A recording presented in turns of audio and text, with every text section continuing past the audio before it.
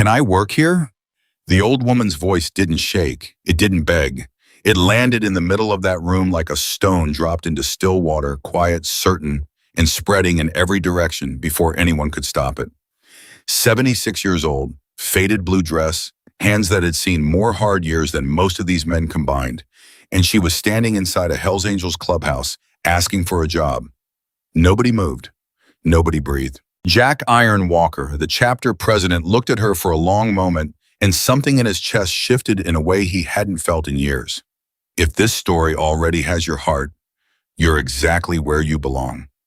Subscribe to this channel and follow along until the very last word, because what happens next will stay with you long after it's over. Drop a comment and tell me what city you are watching from. I want to see how far this story travels. The desert heat in Silver Creek, Arizona did something particular to people. It baked patience out of them slowly, the way it baked moisture out of everything else, leaving behind something harder and more concentrated than what had existed before. The men who called this town home, specifically the men who called that particular building at the edge of Route 9 their home, were proof of that. They were not gentle men. They had not lived gentle lives. And they had learned, through years of experience that most people preferred not to think about, that the world was divided cleanly into two categories: people who understood that and people who were about to learn it.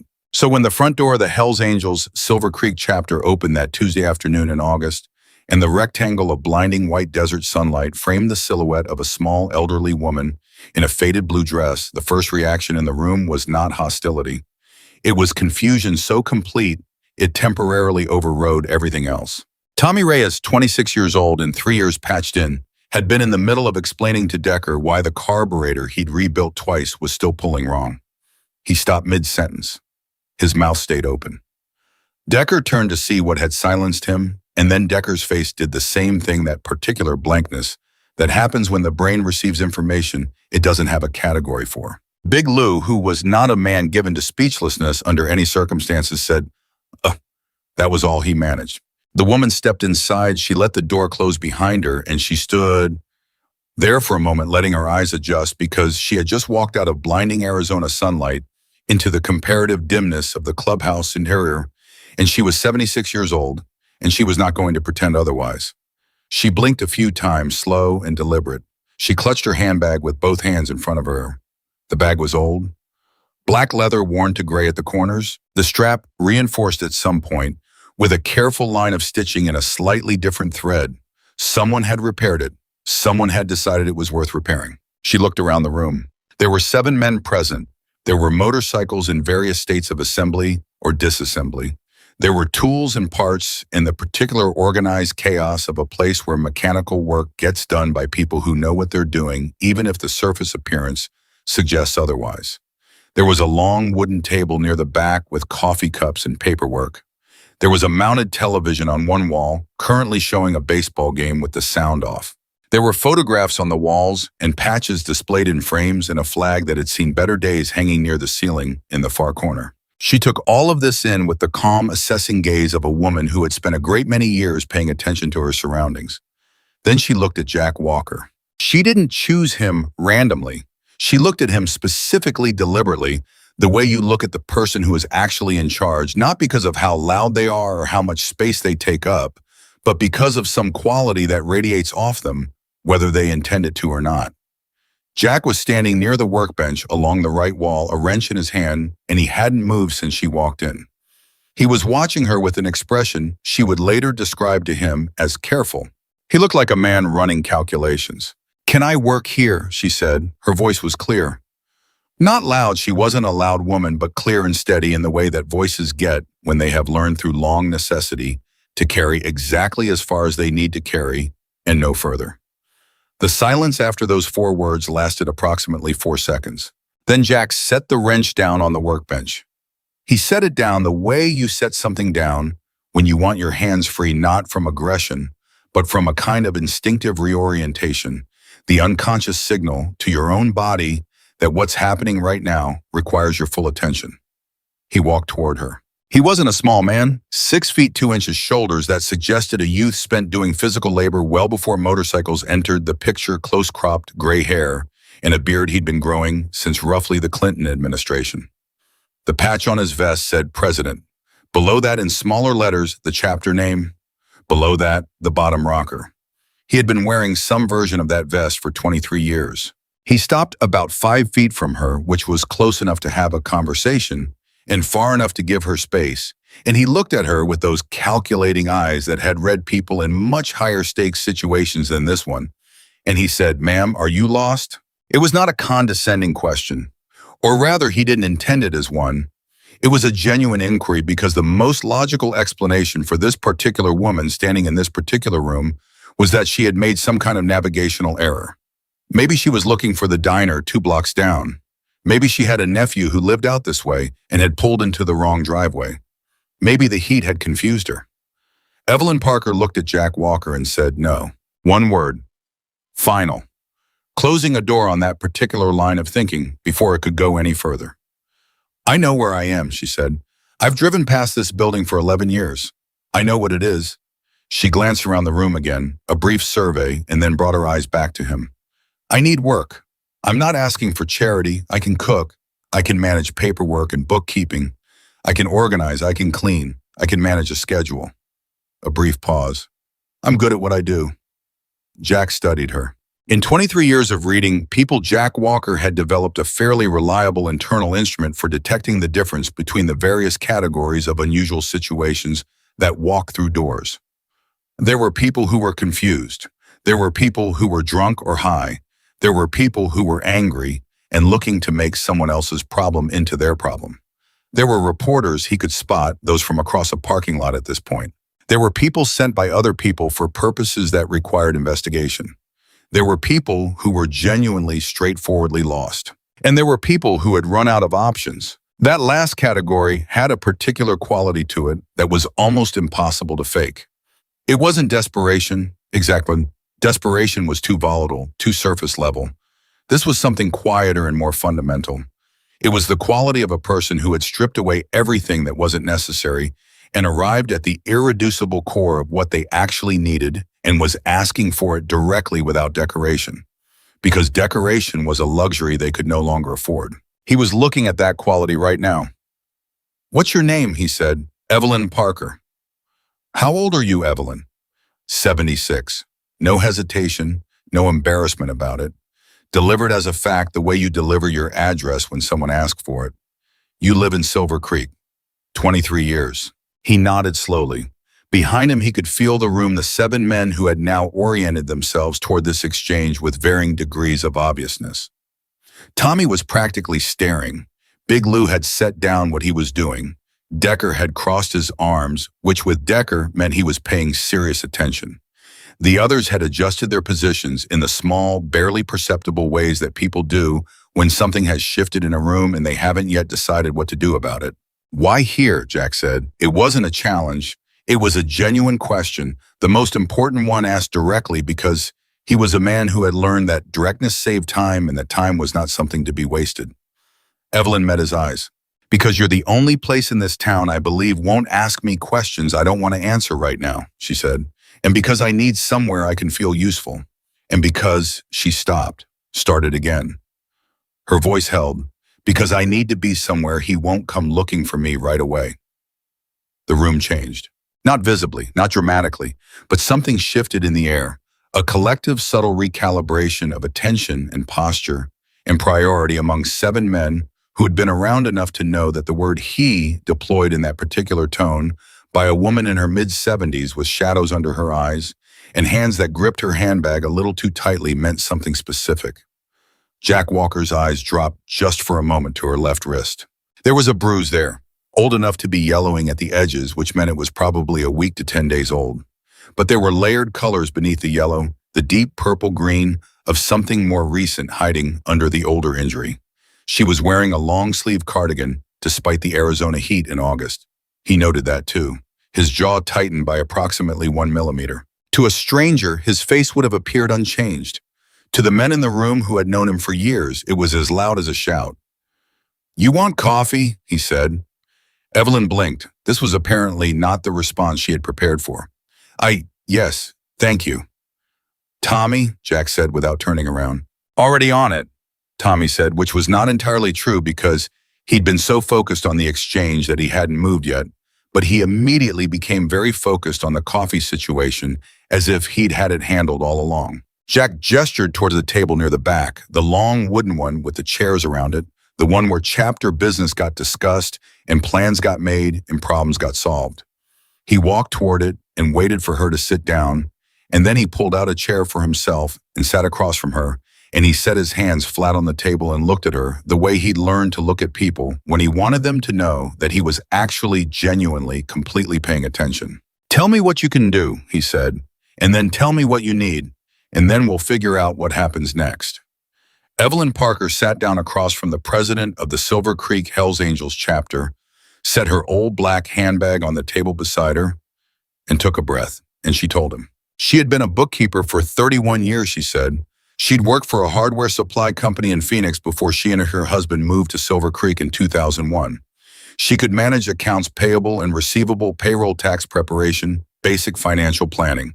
She was organized, systematically organized, not just tidied up organized, and she had spent the better part of her adult life managing the administrative infrastructure that kept things running while other people focused on the actual work. She could cook for large groups.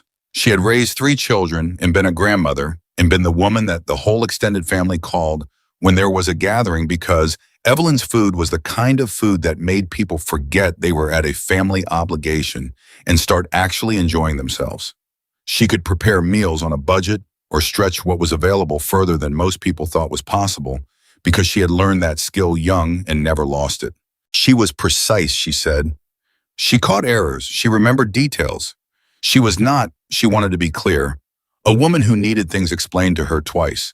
Tommy arrived with the coffee. He set it in front of her with a care that was slightly comic in its conscientiousness, making sure the handle faced her, making sure the saucer was level, and then stood there for a moment, not entirely sure what to do with himself until Jack looked at him and he found somewhere else to be. Jack watched Evelyn wrap her hands around the coffee cup.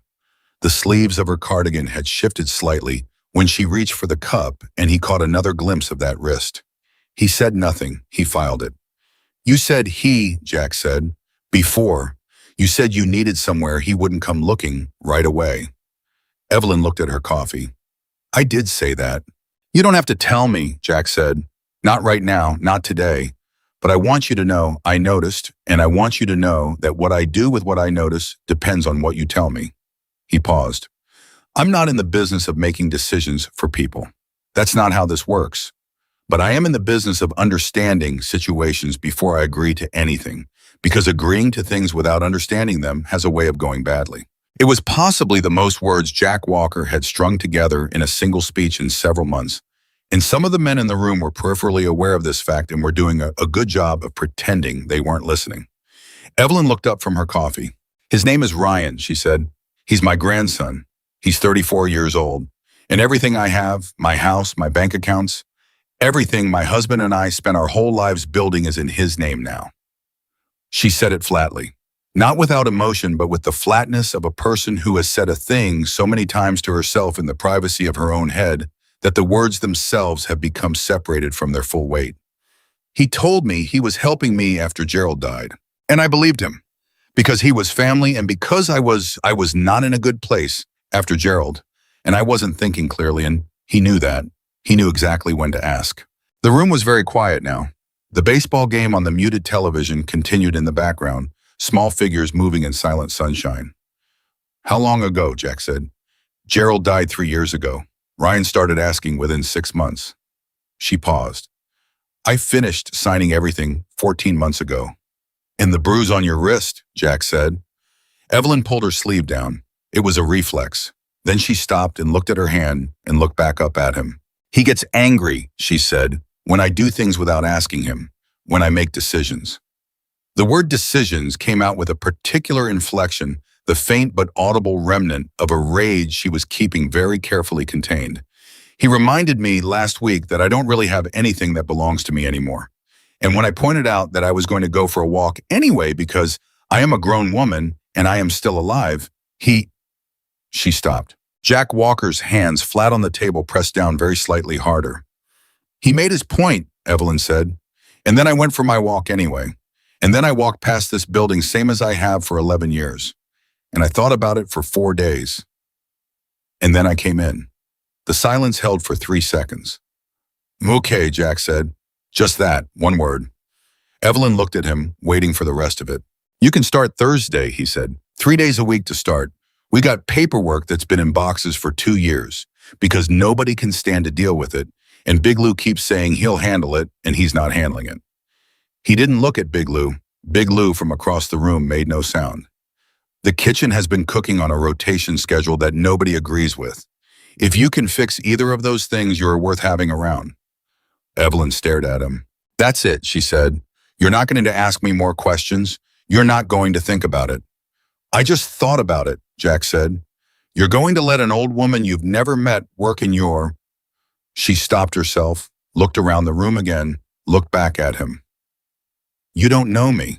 You came in here by yourself, Jack said. You asked for work, not money. You told me the truth when you didn't have to, and you went for that walk anyway. He picked up his own coffee cup. I know enough. Evelyn Parker sat in a chair in the Silver Creek Hells Angels clubhouse, and for the first time in 14 months, felt her shoulders come down from around her ears. She didn't cry. She was not a woman who cried easily, and she was not going to start in front of 7 men she had just met. But something moved through her face, some complex passage of relief and exhaustion, and something that might have been distantly the early precursor of hope. And Jack Walker saw it and said nothing because he was a man who understood that some moments didn't need commentary. Thursday, he said again. 8 o'clock if that works. 8 o'clock is fine, Evelyn said. Tommy will give you the gate code. Tommy, who had been very busy examining a motorcycle part he had no immediate need to examine, straightened up. Yes, sir. You'll need it, Jack said to Evelyn, because once you have it, you can come in whenever you need to, for whatever reason, day or night. He looked at her steadily. Do you understand what I mean by that? Evelyn looked at him for a long moment. Yes, she said, I understand. She finished her coffee. She put her handbag over her arm. She stood and she shook Jack Walker's hand with a firmness that made one of the younger members, a kid named Gary Rhett, who'd been trying to look like he wasn't fascinated by any of this, raise his eyebrows slightly in surprise.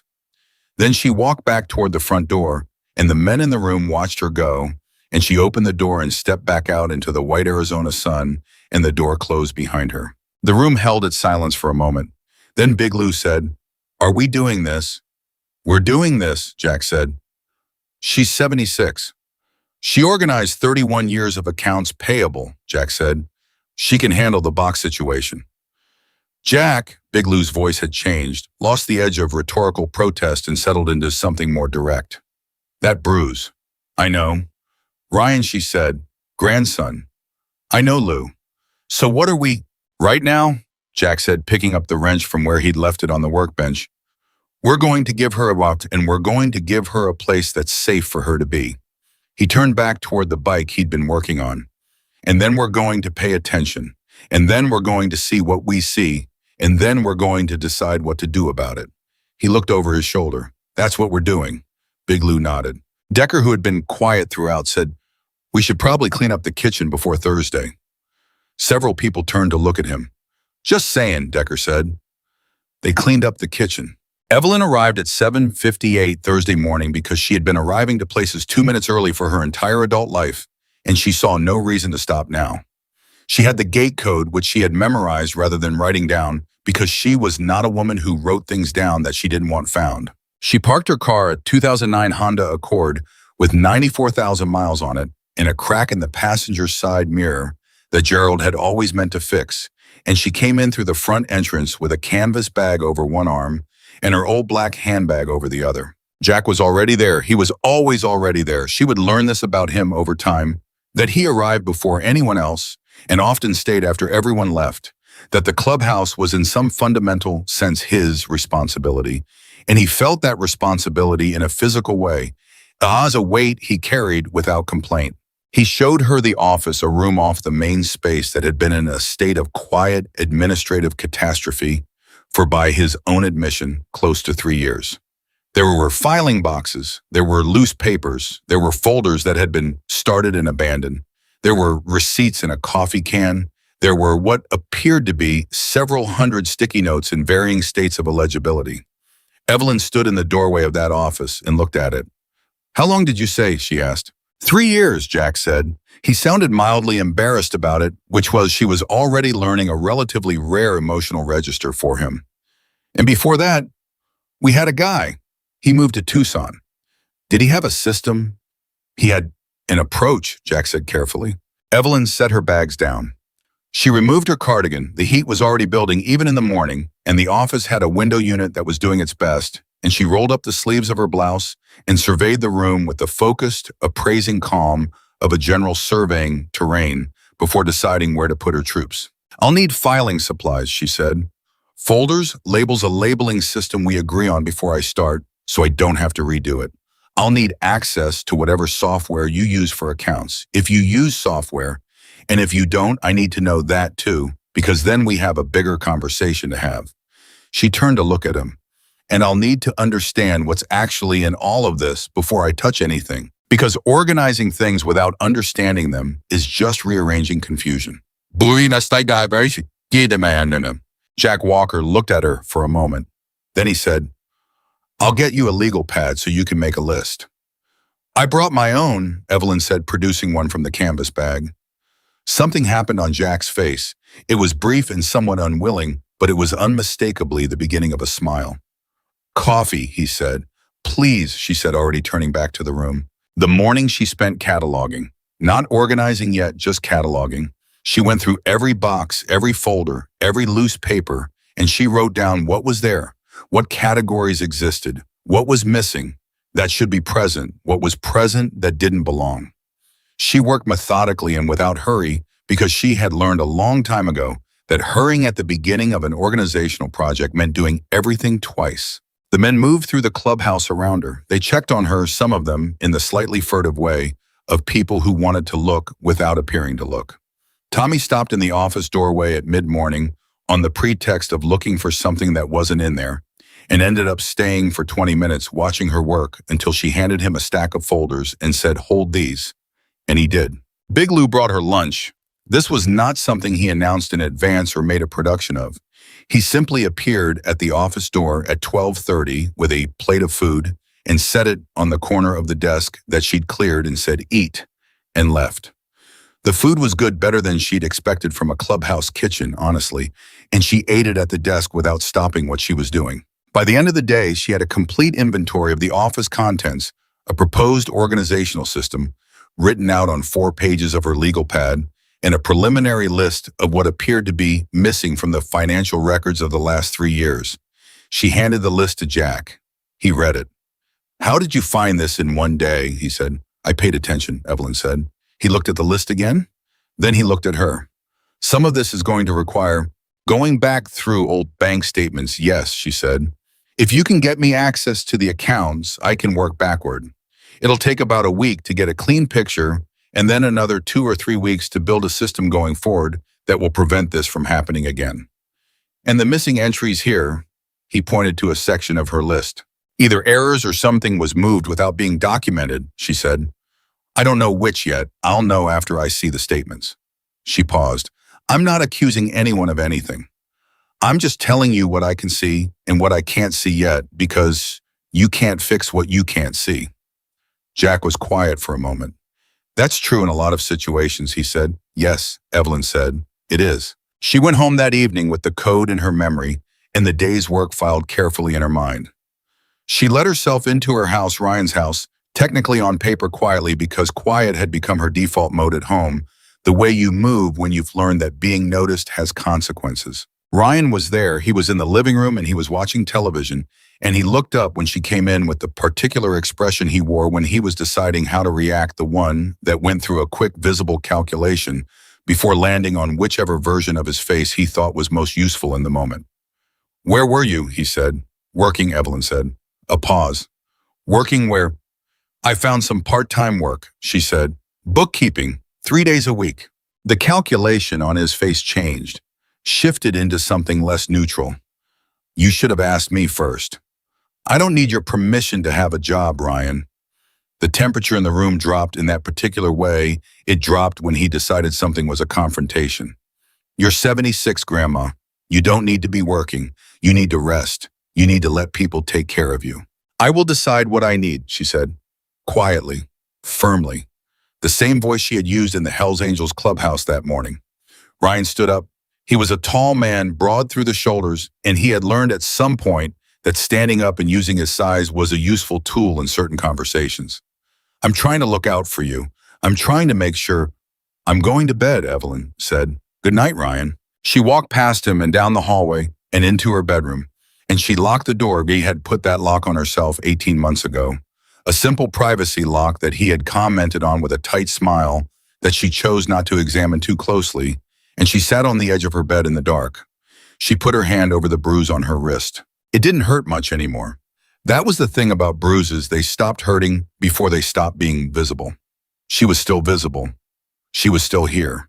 She had gone to work and she had come home and she had walked past him and down the hallway, and tomorrow was not one of her work days, but Thursday would come again and she would get in her car with the gate code memorized in her mind and she would go back.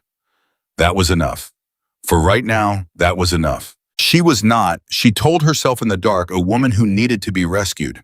She was a woman who needed a place to stand. She thought she might be finding it. The second week, she found the first real discrepancy.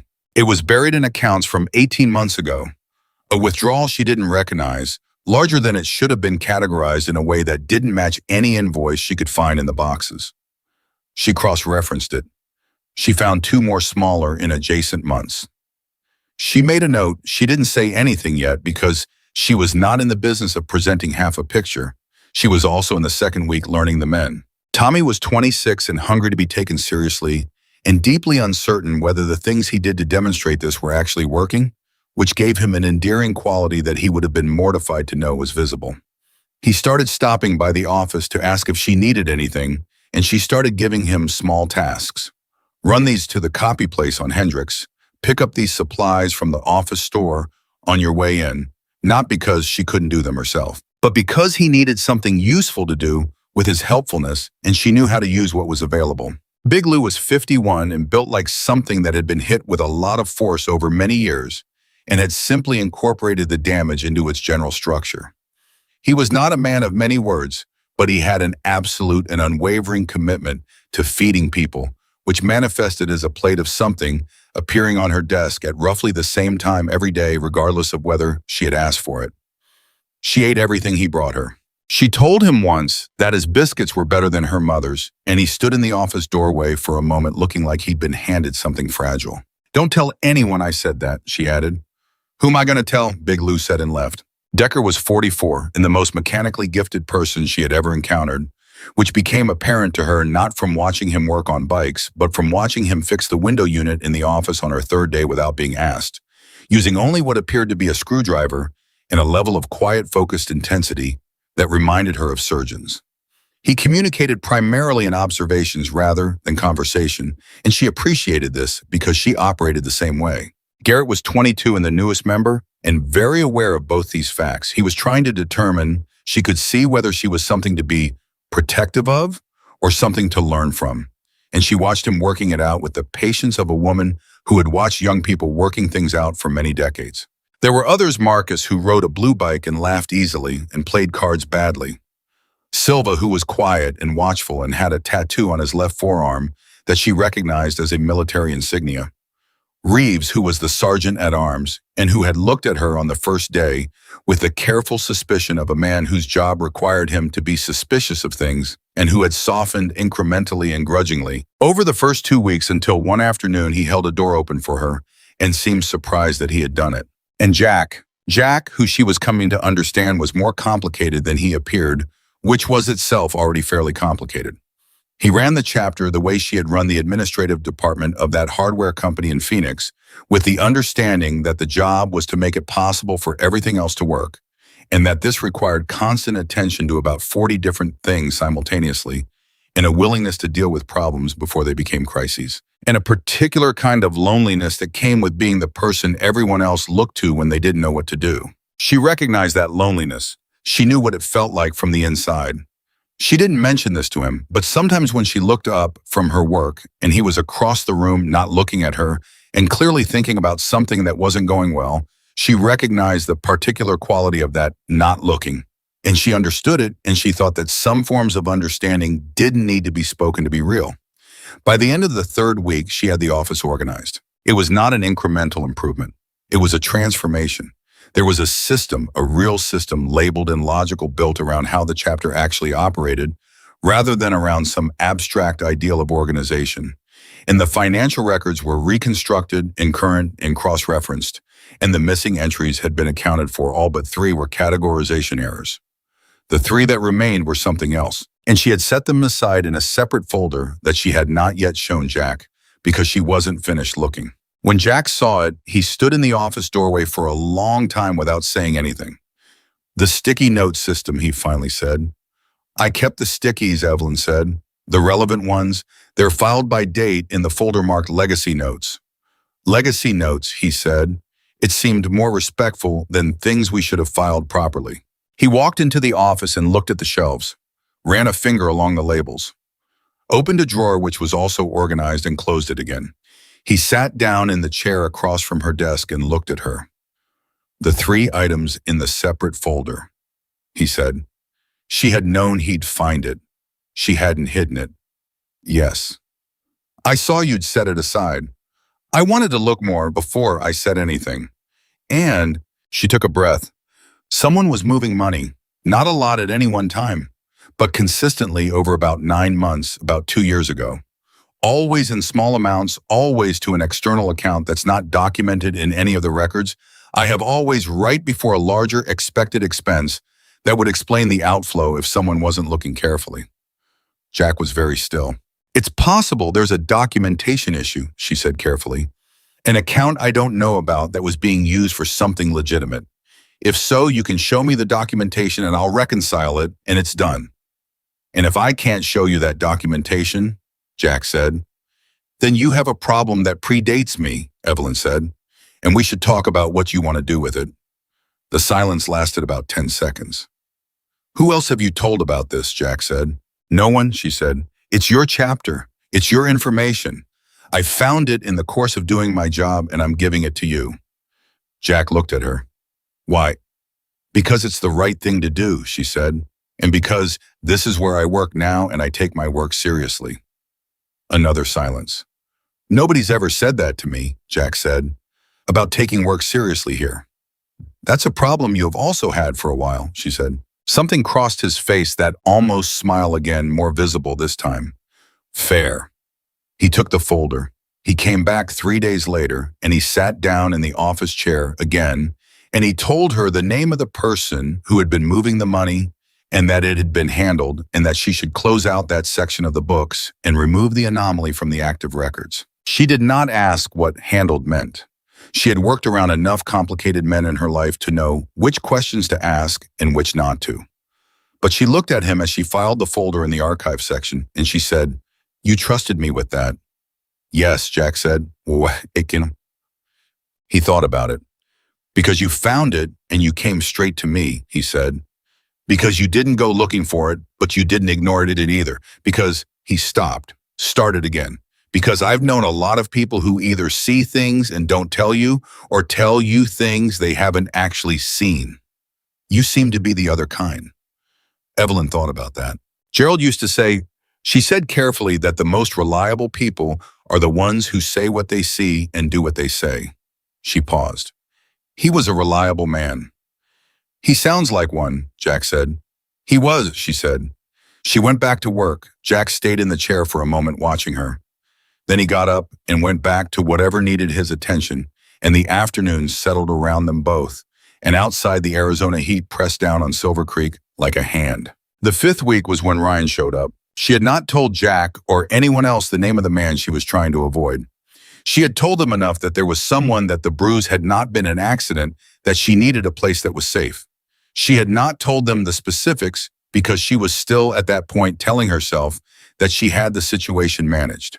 She was telling herself that coming here 3 days a week was enough of a buffer. She was telling herself that Ryan was difficult and controlling and frightening, but that she could manage difficult and controlling and frightening because she had been managing it for 14 months and she was still here. She was telling herself a story that had once been useful and was now slowly becoming less true. Ryan had noticed over the past weeks that she was gone on specific days. He had not been subtle about noticing. He had started leaving the television on in the room adjacent to where she slept loud late into the night. He had stopped driving her to the pharmacy to pick up her prescriptions and told her to take a cab and then asked her when the cab receipt appeared how much she was spending on cabs. He had used the word helpless 3 times in casual conversation in 2 weeks, each time framed as a concern, as in, I worry about you out there on your own. You're not exactly, you're helpless. You need me to help with these things. She had stopped responding to the word. She had decided that responding to it was giving it weight it didn't deserve.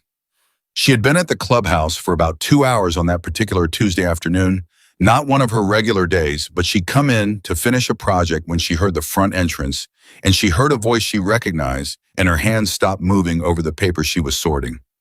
She sat very still. In the main room, Ryan's voice was doing what it always did when he wanted something. It had that particular quality of reasonable-sounding aggression, the performance of calm that wasn't calm, the voice of a man who had learned that anger was more effective when it was wrapped in a simulation of patience. I'm just looking for my grandmother, he was saying. Evelyn Parker. She's been spending time here, and I just want to make sure she's okay.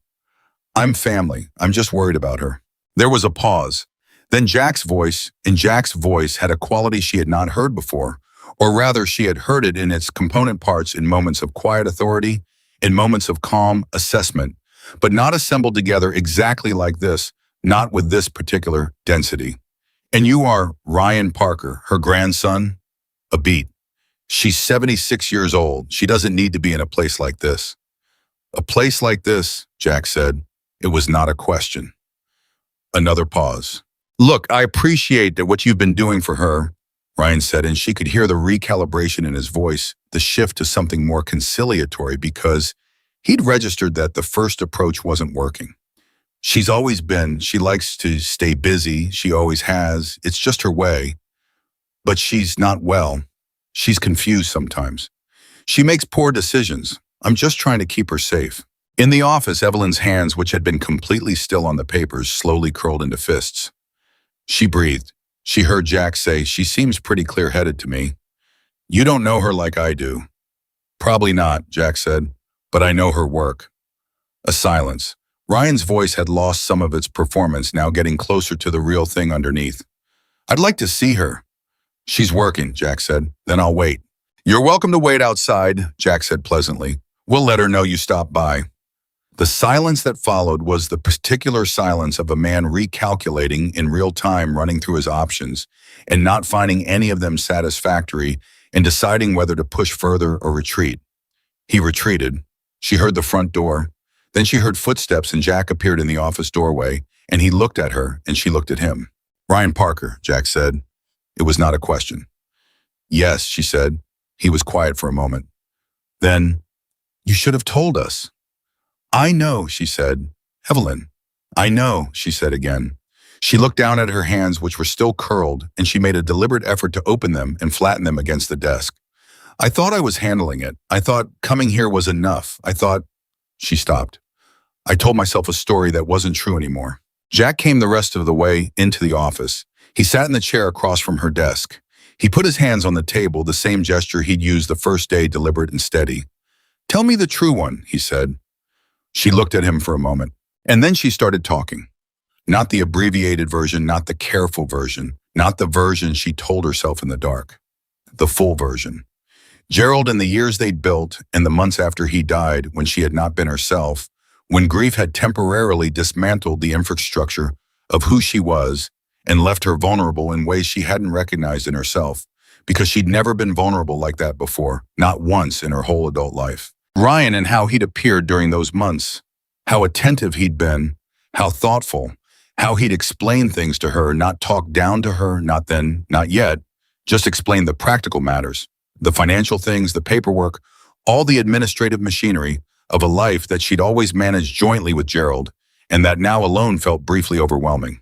How she had signed things. How looking back she understood that the timing was not accidental. How looking back she could see the sequence clearly. This first, then this, then this. Each step logical and reasonable on its own, the whole only visible when you step back to look at the pattern. The pattern was a trap. She had walked into it because she was grieving and because he was family and because she had trusted in those things. The way the trap had closed slowly. First a comment about a decision she'd made, then involvement in the decision, then involvement becoming consultation, becoming permission, becoming requirement. First the finances, then the schedule, then the house, the car, who she called, and when, where she went, and why. The first time he'd touched her, she said it plainly. She did not soften it or contextualize it.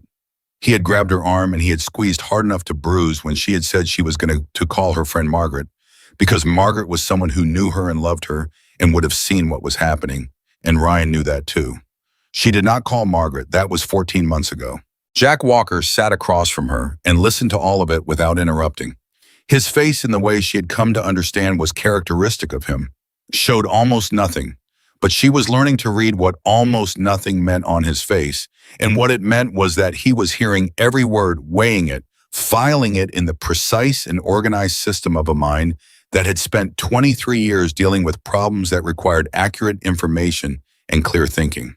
When she finished, the room was quiet. "Okay," Jack said, for the second time. "I don't want," she started. "Evelyn." His voice was not unkind, but it was final in the way that certain voices are final, the way a door locks when it closes. "You came in here 5 weeks ago and you asked for work. I gave you work. But what I also did," he stopped.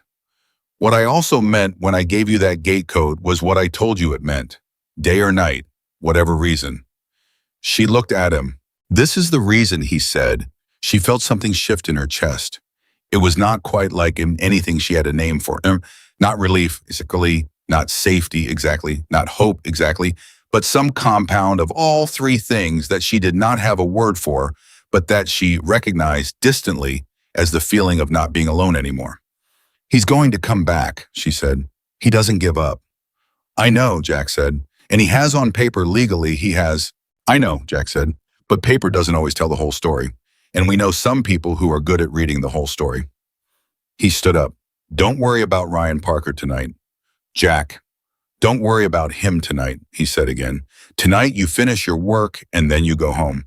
And you lock your door and you know that you have the code and the whole chapter knows your name now, and that's enough for tonight."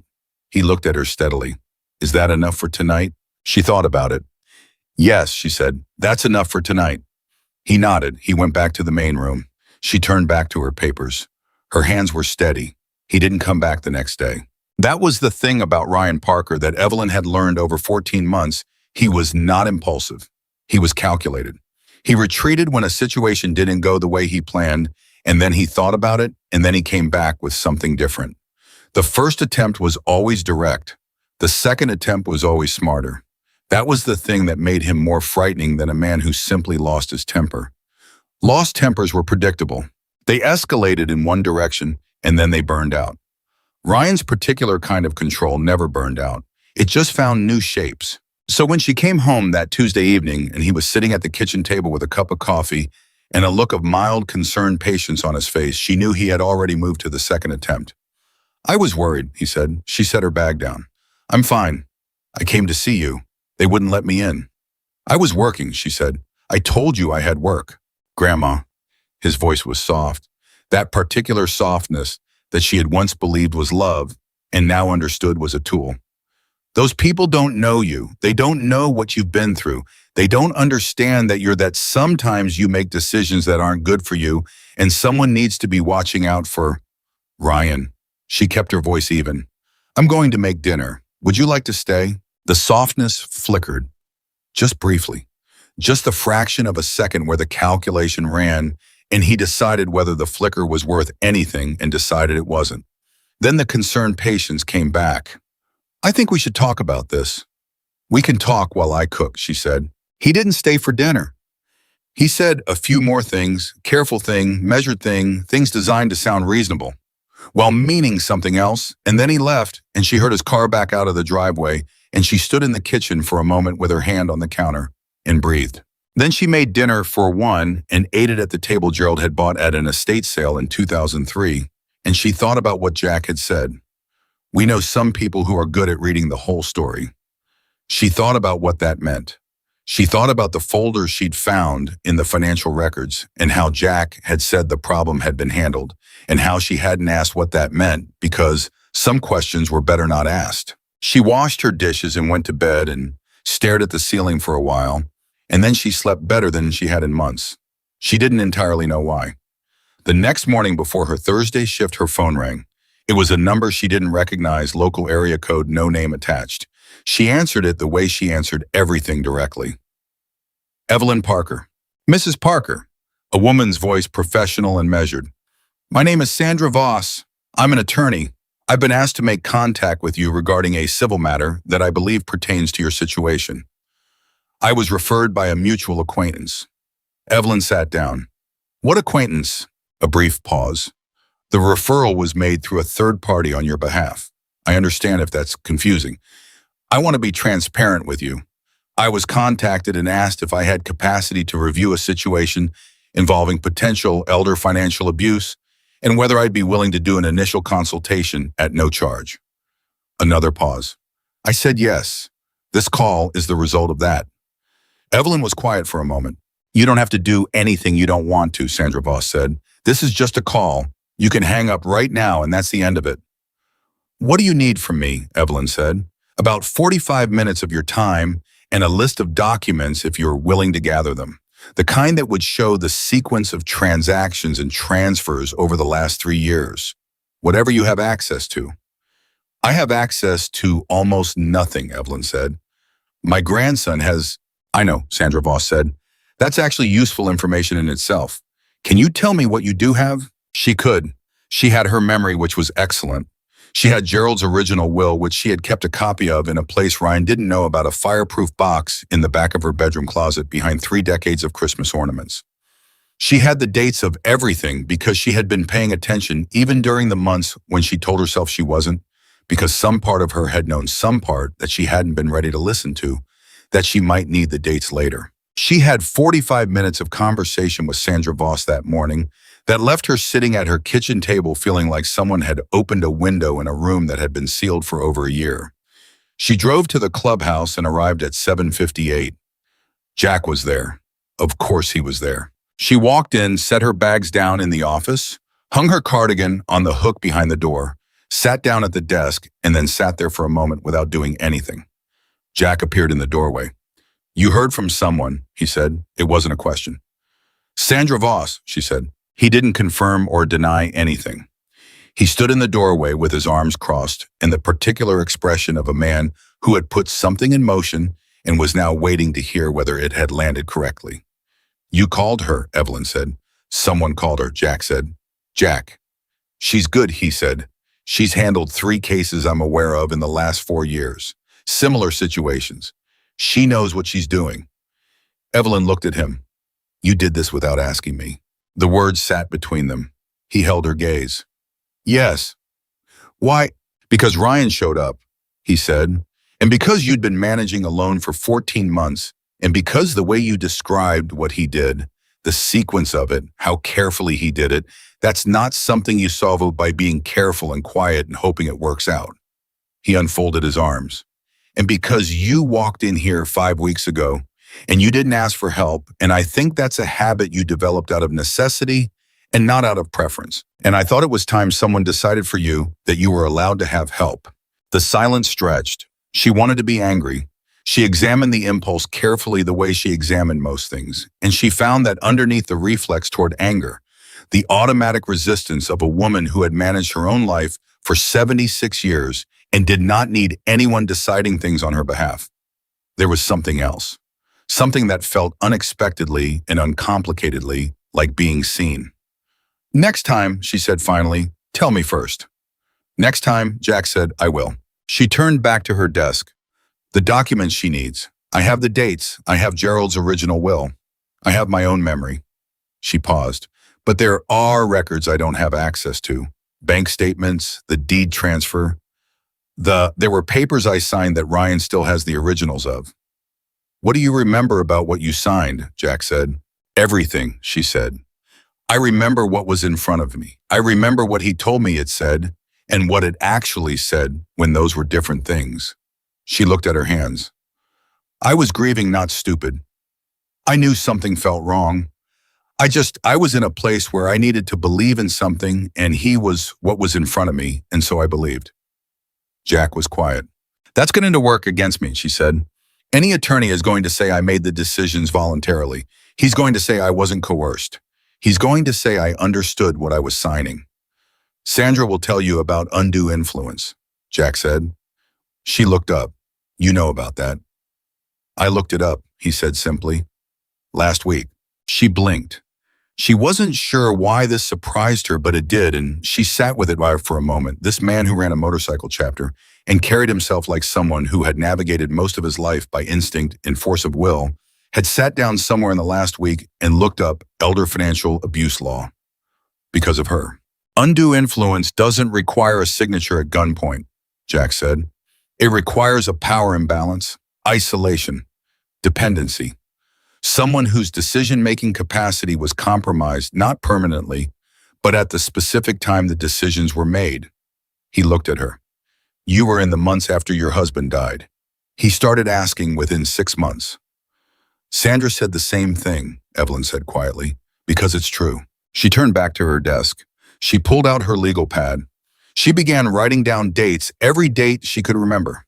Every transaction, every conversation, every document, every moment she had said something, and Ryan had overridden it. Every moment she had felt the fence close in a little tighter. She wrote in her small, precise handwriting, filling the pages quickly and without pausing, because it was all there, every bit of it, stored in the filing system of her mind that had never once failed her in 76 years. Tommy appeared in the doorway at mid-morning. He stood there for a moment watching her write. You want coffee? Please, she said without looking up. He came back with the coffee and stood there a moment longer. She could tell he wanted to say something. She kept writing and waited. Is everything okay? He said finally.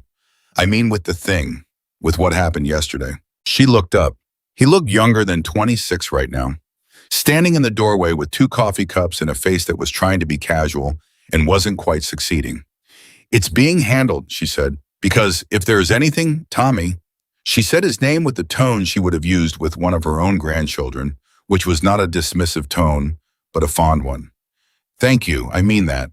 But the best thing you can do right now is let me write. He nodded, set her coffee on the desk, left. She wrote for 3 more hours. By the end of that Thursday, she had 14 pages of dates, names, documents, and conversations. The complete timeline of 14 months assembled from memory and set down in the kind of precise, legible, organized detail that a woman with 31 years of bookkeeping behind her produced when she decided something was worth doing properly. She photographed every page with her phone and emailed them to Sandra Voss. Then she went back to the financial work because the chapter's books still needed balancing, and she was still in the most fundamental sense a woman who finished what she started. At 5 o'clock, Jack came by the office. He looked at the organized papers, the completed ledger entries, the stack of filed folders. He looked at her. You're not going home yet, he said. 20 minutes, she said. He sat down in the chair. He didn't say anything, just sat there with the quality of presence he had, that particular stillness that wasn't passive but watchful. The stillness of a man who was comfortable with silence because he'd learned that silence was where the real information lived. After a moment, without looking up from the ledger, she said, He's going to make it difficult. Yes, Jack said. He's going to say I am confused. He's going to say I don't understand what I signed. He's going to find a way to make the story about my age and my mental state and... Evelyn, Jack's voice was quiet. Do you know what we have that he doesn't? She looked up. Time, Jack said. He's been running this for 14 months. He thinks he's had time to build something solid. But everything he built on the assumption that you weren't going to push back, that you didn't have anyone in your corner, that you were going to keep being quiet and keep being managed, and eventually he stopped. He made a mistake when he walked in here. What mistake? He let us see him, Jack said. She thought about that. He came in here performing concern, Jack said. And everyone in this room read it for exactly what it was, because we've seen that performance before in different contexts from different people. And now he's not an abstraction anymore. He's a specific person with a specific approach. and we know what he looks like when he's working. That helps you, she said. How does that help me legally?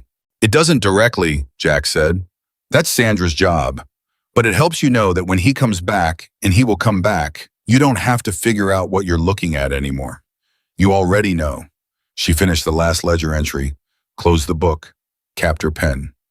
14 months, she said. I told myself so many things for 14 months. What kind of things? That it wasn't that bad. That family was complicated.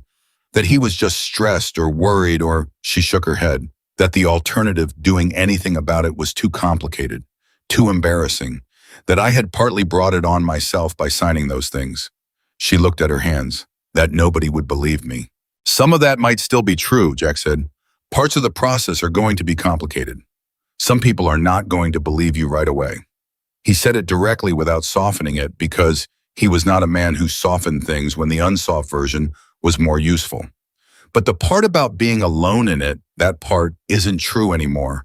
So you can stop telling yourself that one. She looked at him for a moment. You're surprisingly good at this, she said. At what? At saying the right thing. He looked almost uncomfortable. I've had a lot of situations where the wrong thing had consequences. She almost smiled. That's one way to learn. She gathered her things. He walked her to her car, which he had not done before, or rather she hadn't let him before because she was a woman who walked herself to her own car. Today she let him because some lines shifted when you weren't looking, and because sometimes accepting something was its own kind of statement. She drove home. Ryan wasn't there. She cooked dinner, and she sat at Gerald's table, and she thought about the word consequences, and what Jack had meant by it, and what she meant by it, and how different those meanings probably were, and how they arrived through different routes at something that rhymed. The following Tuesday, Sandra Voss called again.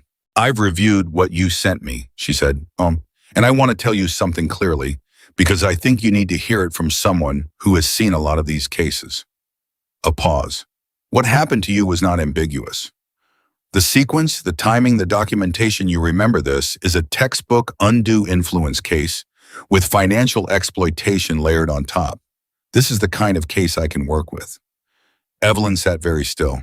I also want to tell you, Sandra continued, that it's going to require some things from you. We need to file for a formal review of the asset transfers. That means Ryan will be notified. That means he will respond, and his response will probably be to move quickly on several fronts simultaneously. What fronts? Evelyn said. He may attempt to have you declared incompetent, Sandra said.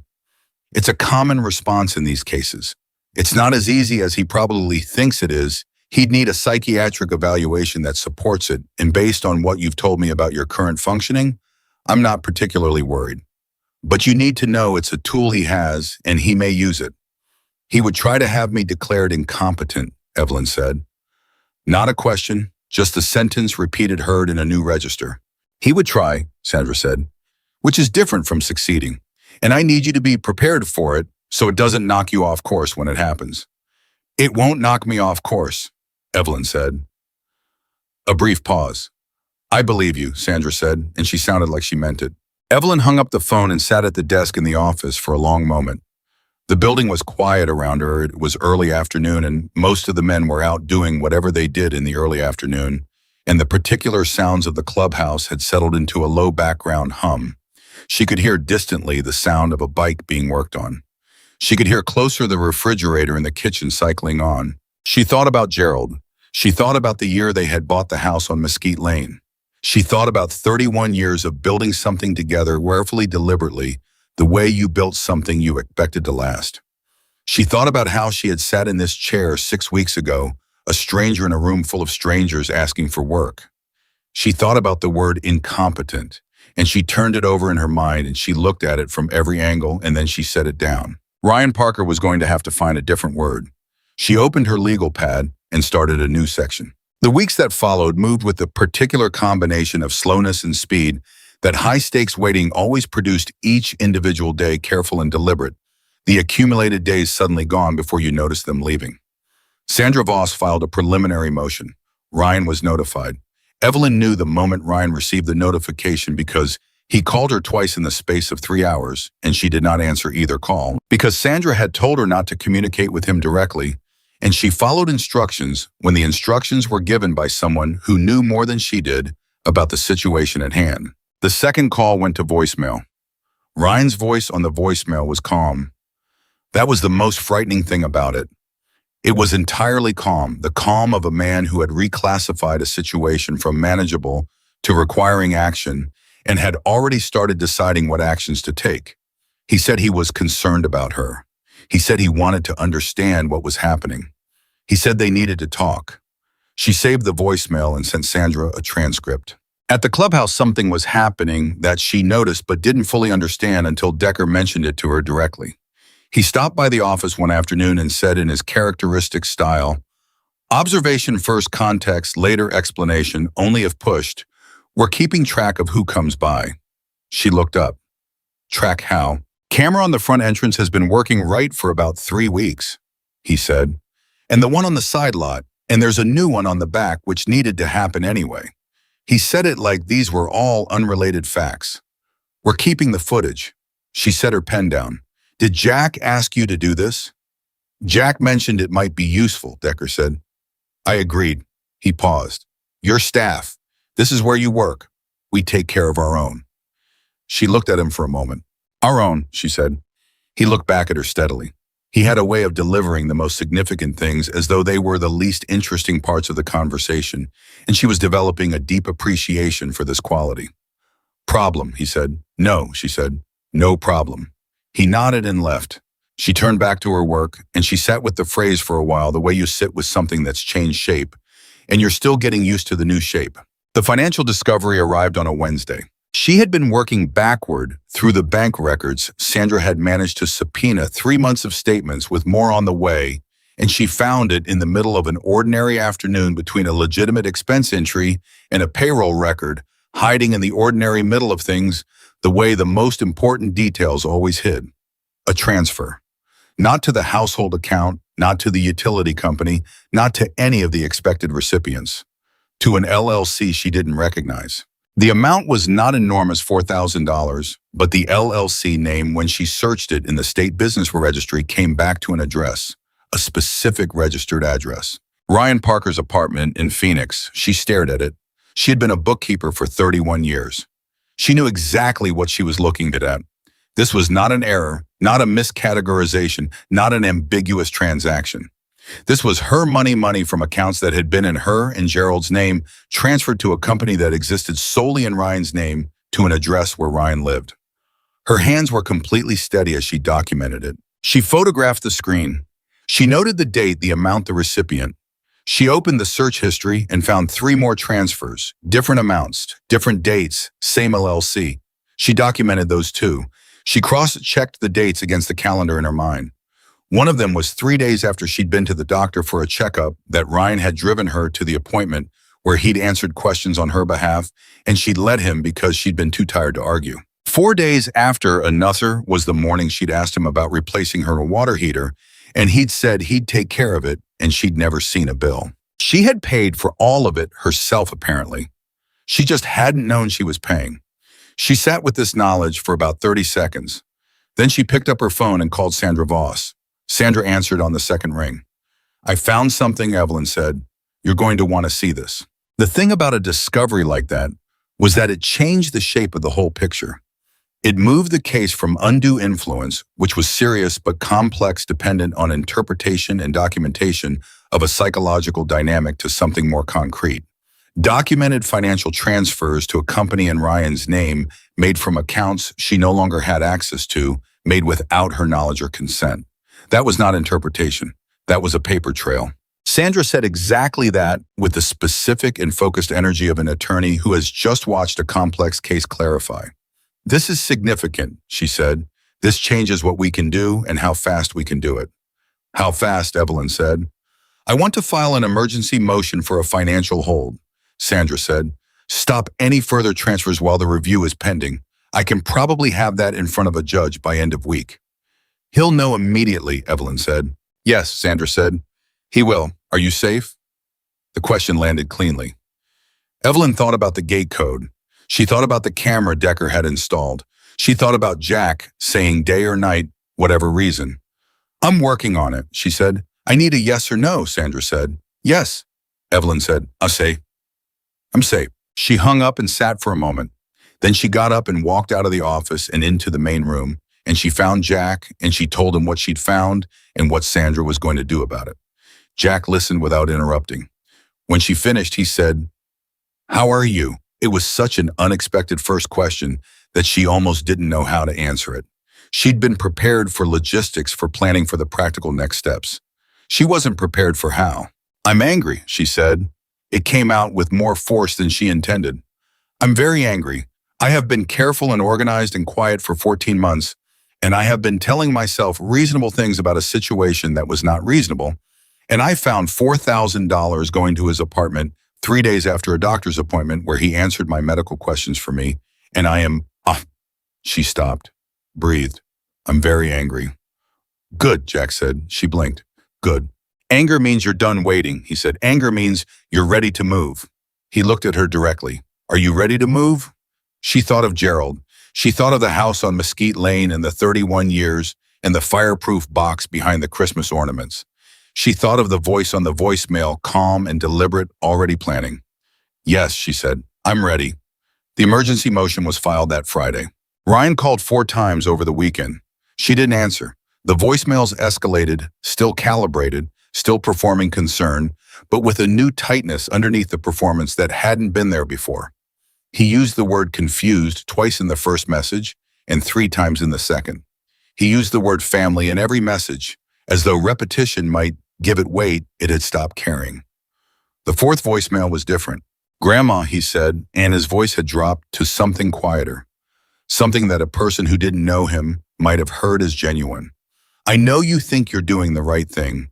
I know these people have, whoever got into your ear, whatever they've told you, I know you think this is what's best. But I love you. Whatever else is happening, I need you to know that. And I need you to know that when this is over, when all of this gets sorted out the right way, I'm still going to be here because you're family, and family is what's real." She listened to it twice. Then she sat with it for a moment, and she did what she always did. When Ryan said something designed to move her, she translated it. She took the performance out and looked at what was underneath. "I love you" meant, "I need you to stop. When this is over, the right way" meant, "when you lose. I'm still going to be here" meant, "I'm not going away, I'm coming back. I know you think you're doing the right thing." She saved the voicemail. She sent the transcript to Sandra. She wrote in her legal pad, 4th voicemail, "Shift in tone, conciliatory framing, implication that I have been influenced by outside parties. Note, this language may appear in a formal response to motion." Because she was a bookkeeper and she kept records, and the record of what Ryan Parker said and when he said it was going to matter. On Monday morning, she arrived at 7:58 and Jack was already there. And Big Lou brought her coffee without being asked, and she went into the office and opened her legal pad to a fresh page, and she wrote the date at the top, and she started the week. Tommy stopped by the office around 10 o'clock. He stood in the doorway with his arms crossed and a look on his face that she had learned meant he'd been thinking about something for a while. "Can I ask you something?" he said. "You can ask," she said. "When you walked in here that first day," he said, "were you scared?" She looked at him over her reading glasses. "Yes." "You didn't look it." "Good," she said. He shifted his weight. "How do you do that?" She thought about it. "You decide that the thing you're walking toward matters more than the thing you're afraid of," she said. "And then you walk." He was quiet for a moment. "That's it." "That's most of it," she said. "The rest of it is just you don't stop walking once you've started, because stopping is harder than continuing once you're already in motion." He looked at her for a long moment with the expression of a 26-year-old who has just heard something that he will think about for the rest of his life, but doesn't yet have enough context to fully understand. "Okay," he said. "Okay," she said, and went back to work. The financial hold was granted Thursday afternoon. Sandra called her with the news, and she sat at her desk in the office and listened to what it meant that no further transfers could be made from the affected accounts, that a forensic accounting review had been authorized, that Ryan's access to the accounts was suspended pending the investigation. "He's going to move fast now," Sandra said. "He has fewer options, and that tends to make people like him move quickly." "I know," Evelyn said. "Is there somewhere other than the house you can stay if needed?" Evelyn looked around the office, at the organized shelves, at the labeled folders, At the legal pad on the desk, and the coffee cup Tommy had left, and the small frame photograph of Gerald that she had brought in on her third week and put on the corner of the desk because she wanted him somewhere she could see him. Yes, she said, there is. She hung up. She sat for a moment, then she got up and walked out into the main room and found Jack, and she told him about the hold, and he nodded in the way he nodded when information confirmed something he had already expected. He's going to come here again, she said. Probably, Jack said. When he does. When he does, Jack said, he's going to find a different situation than last time. She looked at him. What does that mean specifically? He looked back at her with the steady, calm expression of a man who had been in many situations that required him to be the thing between something threatening and something worth protecting, and who had never once found this to be a burden. It means this chapter has been paying attention for 6 weeks, he said. It means we have records. It means we have documentation. It means we have 7 people who have watched him perform for us once and who will not be impressed the second time. He paused. And it means that when he walks in here, he's not walking into a situation he controls. He walked into that situation once. That's not available to him anymore. She was quiet for a moment. You sound very certain, she said. I am certain, he said. Some things you do enough times you get certain about them. And this is one of those things, standing between something ugly and someone who deserves better, Jack said. Yeah, that's one of those things.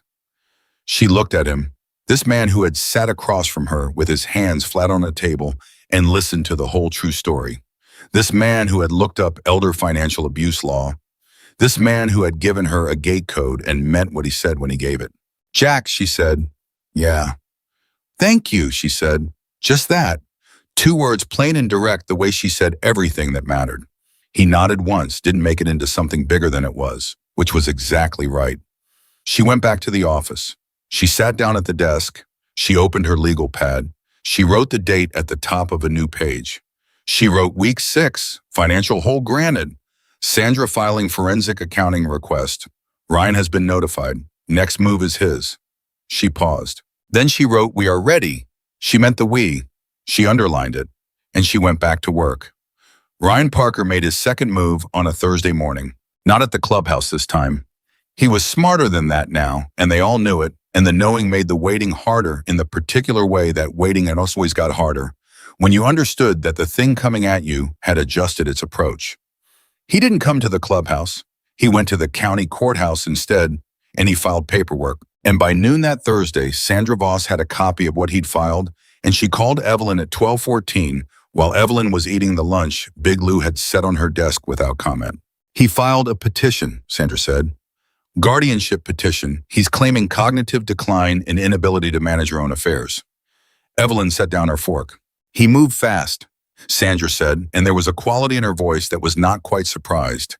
She had told Evelyn this was coming. She had said prepare for it, but that had a specific sharpness to it.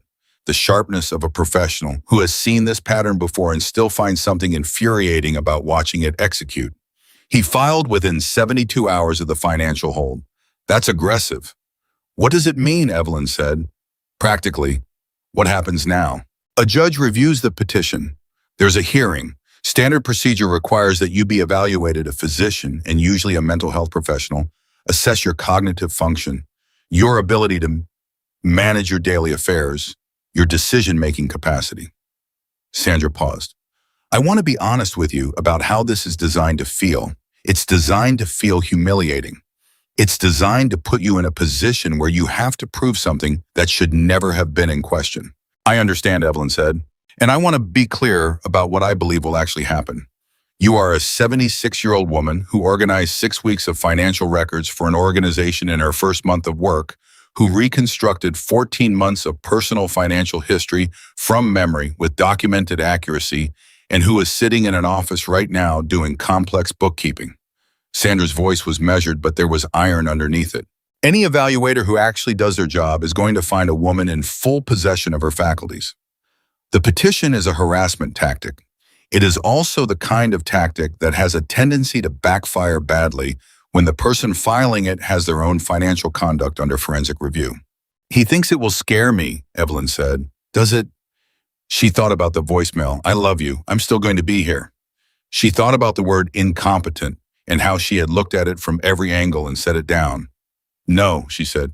Good, Sandra said, because your job right now is to keep doing exactly what you're doing. Document everything. Maintain your routine. Let the work speak. She hung up. She sat for 30 seconds. Then she picked up her fork and finished her lunch because she was a woman who finished what she started, and then she went back to the accounts. Jack found out about the petition within the hour. She told him herself directly because she was not a woman who managed information by withholding it from people who needed to know. She walked out of the office and found him and told him what Sandra had said start to finish in 3 minutes. He listened. His face did the thing it did almost nothing on the surface. Everything happening underneath. When she finished, he said, cognitive decline. That's what he filed. He watched you rebuild 3 years of financial records in your first month, Jack said. From scratch. I know. He watched you find 4 transfers to his personal LLC. I know that too. Jack's jaw tightened by that millimeter she'd learned to recognize. What do you need from us? She had been thinking about this since she hung up with Sandra. She had run it through the precise organizational system of her mind, identifying what was needed and in what order. Affidavits, she said, character and capacity statements. People who have worked alongside me, who can document what they've observed. Sandra will need them for the hearing. You'll have them, Jack said, immediate, no hesitation. Jack, it's a legal process. You'd have to. Evelyn. He looked at her with that level, certain expression. You'll have them. She looked at him for a moment. All right. All 7 of us, if that's what it takes, he said. Every person in this building who has watched you work. The judge is going to find it interesting, she said carefully, that the affidavits are coming from people who have actually worked with you, Jack said. From people who can testify to specific observations. What you did, how you did it, what they watched. He paused. Let him find it interesting. Let the judge read about the woman who reorganized this office in 3 weeks and found a discrepancy nobody else had caught in 2 years and ask himself whether that sounds like cognitive decline. She almost smiled. You've been thinking about this. I've had some time to think, he said, while I was looking up guardianship proceedings. She stopped. You looked that up too. Last night, he said. She looked at him. This man, this complicated, careful, quietly relentless man who ran a motorcycle chapter and had apparently been spending his evenings reading elder law because a 76-year-old woman had walked through his door 7 weeks ago asking for work. Jack, she said. Don't, he said, reading the direction of the sentence before she got there. I was going to say thank you. You already said that. I'm saying it again. He looked at her for a moment. Something moved across his face briefly, carefully, the way things moved across his face when they were real. Go finish your work, he said. She went. The hearing was set for 3 weeks out. Sandra filed the response to the guardianship petition within 48 hours, a document that laid out with the particular precision of someone who is very good at her job and also personally offended by the tactics being employed, the complete counter-narrative. Evelyn's professional history.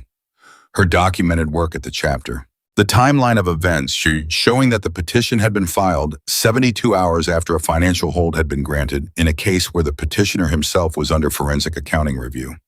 The logical argument that a woman being investigated for having her assets improperly transferred to her grandson's LLC was perhaps not best positioned to credibly argue that the same woman lacked the cognitive capacity to manage her own affairs. Evelyn read the response before Sandra filed it. She read every word. She made 2 suggestions, both of which Sandra incorporated, because Sandra was a good enough attorney to recognize when a client understood their own case better than the attorney did. Ryan called once more after the response was filed. She didn't answer. The voicemail this time was brief. The performance of concern was gone.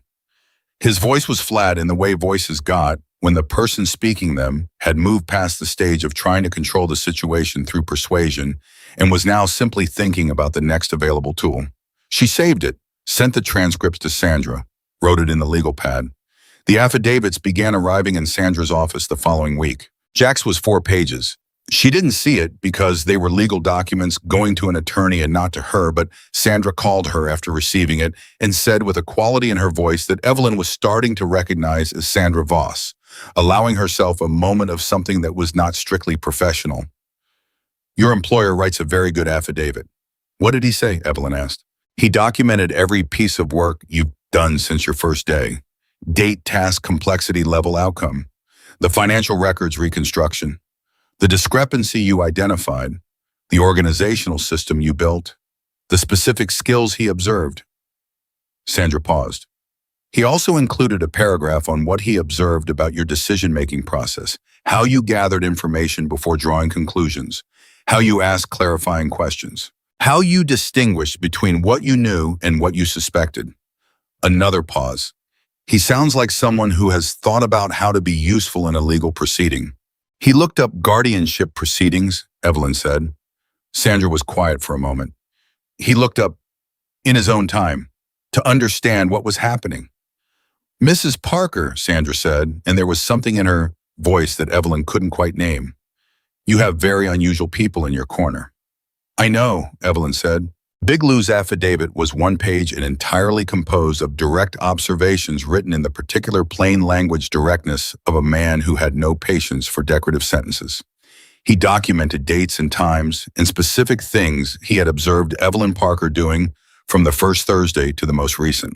Tommy's was 2 pages and had a quality to it that made Sandra say it was going to be compelling to a judge because it was written by a young man with no apparent motivation to lie and an evident, uncomplicated respect for the person he was describing.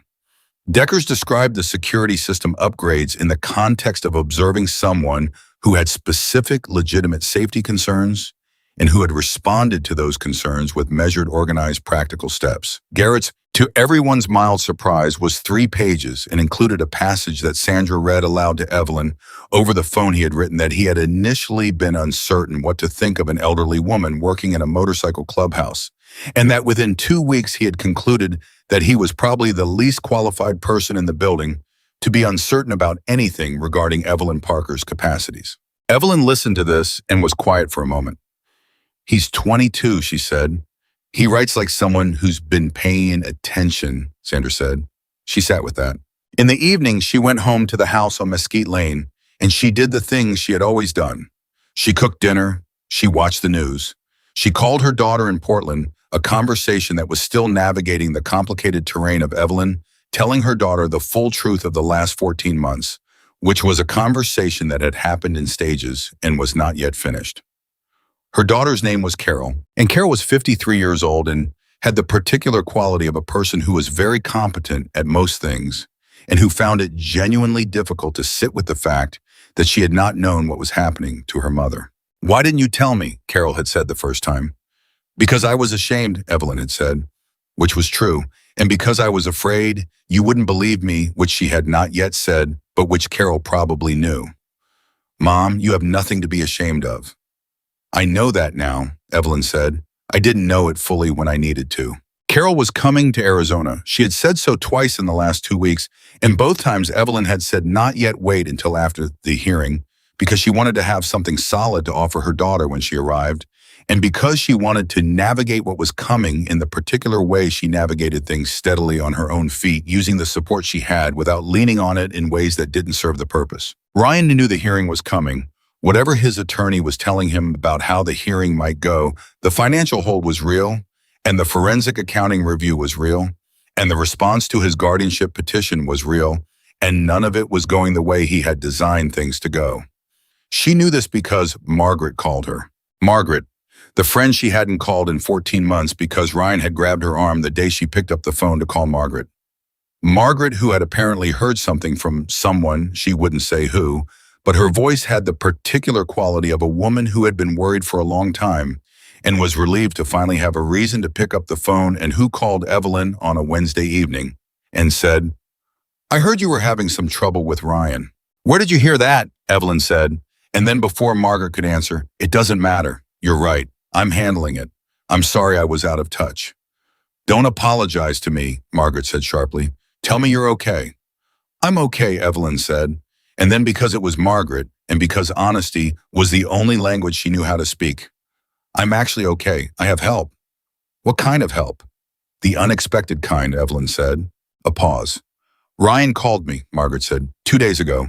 He asked me if I'd noticed you acting strangely, if I'd observed anything that seemed. He used the word erratic. The word settled in Evelyn's chest like a stone. What did you say? She said. I said I'd observed that you were one of the most organized, clear-headed people I'd ever known in 60 years of friendship, Margaret said. And then I told him I had to go. And then I called Sandra Voss's office because her name was in the public record from the court filing, and I left a message saying I had information if it was useful. Evelyn sat very still. Margaret, she said. I should have called months ago, Margaret said. I should have called when you went quiet. I knew something was wrong when you went quiet. I just didn't push. He wouldn't have let me take the call, Evelyn said. I know that now. A pause. I'm furious, Evelyn. I want you to know I'm absolutely furious. Good, Evelyn said, and heard the echo of Jack saying it. Anger means you're ready to move. A brief silence on Margaret's end. Who told you that? My employer, Evelyn said. Another pause. I'd like to meet your employer, Margaret said. She almost laughed. She couldn't remember the last time she'd almost laughed. Maybe after the hearing, she said. Margaret's account, added to Sandra's growing file, added to her direct observation of Ryan contacting her to fish for evidence of cognitive decline in a woman who had just reorganized a 3-year financial backlog, was another piece. A piece with a specific quality, a friend of 60 years with no legal stake in the outcome, who had received a direct call from Ryan Parker, explicitly seeking testimony that Evelyn was erratic. That was a piece that had a particular shape, and the shape it made when placed next to the financial transfers and the guardianship petition in the voicemail pattern was a shape that a judge would be able to read clearly. Sandra called the next day. Margaret Holloway submitted a statement, she said, and she's willing to appear in person. I know, Evelyn said. She called me. Ryan made a mistake calling her, Sandra said. Ryan makes calculated decisions, Evelyn said. He thought Margaret would support him. He thought I had been distant enough from her that she had formed doubts. She paused. He forgot that 60 years of friendship is not something you can rewrite in 14 months of silence. He underestimated you, Sandra said. He underestimated a lot of things, Evelyn said. 2 days before the hearing, Ryan came to the clubhouse. She was in the office when she heard at the front entrance the particular sound the door made, and then Ryan's voice, and this time the performance was gone entirely. This time his voice was something raw, something she had only heard occasionally in 14 months, the thing underneath the calculated presentation, when the calculation had stopped being useful and he was running on something more fundamental. I need to see her, he said, and this is family business, and I need to see my grandmother. Jack's voice, she's working. I don't care if she's working. I have a right. You have an appointment in 2 days, Jack said, in a courtroom. That's where you'll see her. You don't have any idea what you've done. Ryan's voice cracked slightly on the word done. You people don't know what you've involved yourselves in. She's my family. She's my responsibility. You've filled her head with, Ryan. Jack's voice was not raised. It was something much quieter and much more effective than raised. I'm going to say this once. She is not a responsibility. She is not property. She is a person who works here and who is protected here, and the decision about whether she speaks to you is hers to make, not mine. And since she hasn't come out, she's made it. A silence. She's going to lose, Ryan said, and now his voice had a quality she'd never heard before, a flatness, a certain hardness that stripped away the remaining performance and showed something less managed underneath. Whatever that attorney has told her, whatever you people have convinced her of, she is going to go into that courtroom, and the judge is going to see a confused old woman who has been manipulated by a group of Ryan. Jack again, the same quiet. I think you should leave. I'm not asking, Jack said. In the office, Evelyn was sitting very still. She was not hiding. She was simply sitting at her desk with her hands flat on the surface and her eyes focused on the middle distance, because she had made her decision about whether to come out, and it was not a decision she was going to reconsider based on the sound of his voice cracking. The crack in his voice was not grief. She knew what his grief looked like. She had watched him perform it at Gerald's funeral, and she had believed it then. And she did not believe it now.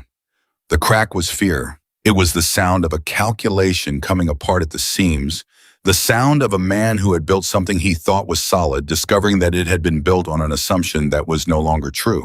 She heard him leave. She sat for another moment, Then she got up and walked to the doorway. The main room was quiet.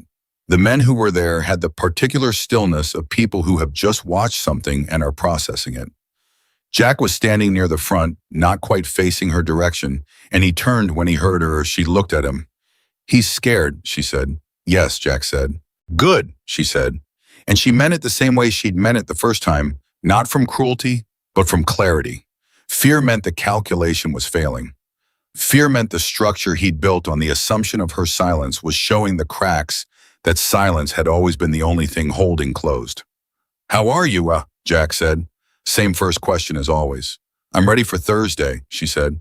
He studied her for a moment. "You didn't come out." "No, because you chose not to." "Correct," she said. "Because I'm done making decisions based on what's easier for him in the moment. I'm done managing his feelings.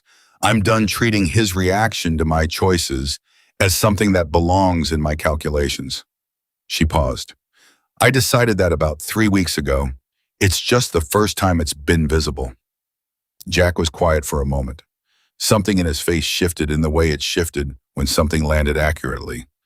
"3 weeks ago," he said. "When you told me anger meant I was ready to move," she said. "I moved. I just did it internally first." He was quiet for another moment. "Then you want coffee?" "I'm going to finish the quarterly reconciliation," she said. "And then yes." She went back to the office. The quarterly reconciliation took an hour and 40 minutes and was entirely clean, which was satisfying in the particular way that clean numbers were always satisfying, not exciting, not dramatic, just correct, and correctness had its own quiet pleasure that had never diminished in 31 years. She finished it and filed it and sat back in her chair and looked at Gerald's photograph on the corner of the desk. "I'm going on Thursday," she told him. "I'm going to the courthouse. I have Sandra. I have the records. I have affidavits from 7 people, including a 22-year-old boy who apparently thinks I'm the most capable person in the building." She looked at the photograph. "I know you'd find that funny, the setting specifically. You'd say I have always known how to find unexpected allies." She paused. "You wouldn't be wrong." She sat with him for a moment. "I'm not the same as I was when he started," she said quietly. "That version of me, the one who was grieving and not thinking clearly and needed to believe in family because you were gone, she did the best she could with what she had, but she's not who's going to walk into that courtroom." She looked at the photograph. "I want you to know that. She did the best she could, and I'm not angry at her, but she's not who I am anymore." She stood up. She gathered the reconciliation report. She went to find Jack and give him the numbers. The night before the hearing, she didn't sleep much. Not from fear, she was clear on that distinction. It was something more like the feeling before a long run, the feeling of a body that knows something significant is coming and is doing its preparatory work, churning through scenarios and contingencies with the thoroughness of an engine warming up. She lay in the dark in this house on Mesquite Lane, and she ran through everything she knew and everything she had prepared and everything Sandra had told her, and she felt underneath the wakefulness something surprisingly solid. At 2 a.m, she got up and made tea and sat at the kitchen table, Gerald's table, and she wrote in her legal pad, not notes for the hearing. Those were already prepared, already filed, already in Sandra's capable hands. She wrote other things. The things she had not said to anyone, the interior accounting of the last 8 weeks, the version of events that existed in the space between the documented facts and the lived experience of the person those facts had happened to. She wrote about walking through the door. She wrote about what it had felt like to say the words, "Can I work here?" in a room full of strangers who had every reason in the world to say no. She wrote about what it had felt like when Jack said okay and gave her the gate code. She wrote about Tommy holding the stack of folders and Big Lou setting food on her desk and Decker installing the camera without announcement, and Garrett writing 3 pages about a woman he had known for 6 weeks. She wrote about what it felt like to not be alone. Not because it was a new feeling, she had not been alone for most of her life. Gerald, Carol, Margaret, the long decades of a life built in the company of people who knew her. But this was different from that different in a way she was trying to name accurately. The aloneness of the last 14 months had been a particular kind, not the aloneness of solitude, which she had always been comfortable with, but the aloneness of being made invisible, of having the record of who you were systematically disputed, of being told by someone who controlled your resources and your access and your movement that your perceptions were not to be trusted. That kind of aloneness was an erosion. You didn't notice it going until enough had gone that you looked down and found less of yourself than you'd expected. What had happened in the last 8 weeks was not just that people had helped her. It was that they had treated her as a person to be taken at her word. They had listened to her assessments and acted on them. They had read her work and said, yes, this is right and this is good, and you found what we couldn't find, and here is affidavit paper, and we will say on the record what we have seen. They had confirmed the record of who she was at the exact moment someone else was trying to rewrite it. She wrote for an hour. Then she closed the legal pad and rinsed her teacup and went back to bed. And this time she slept. She woke at 5:30, which was when she always woke. She showered. She dressed in the dark blue suit she had bought for Gerald's retirement party in 2009, which still fit, which she had maintained because she was a woman who maintained things. She ate breakfast. She called Sandra at 7 to confirm the morning's logistics. She drove to the courthouse. Sandra was waiting outside. She was a woman in her mid-40s with the particular bearing of someone who had spent many years being the most competent person in a room and had made peace with that fact. She looked at Evelyn and gave a nod that communicated several things simultaneously. You're ready. I'm ready. We have what we need. Let's go.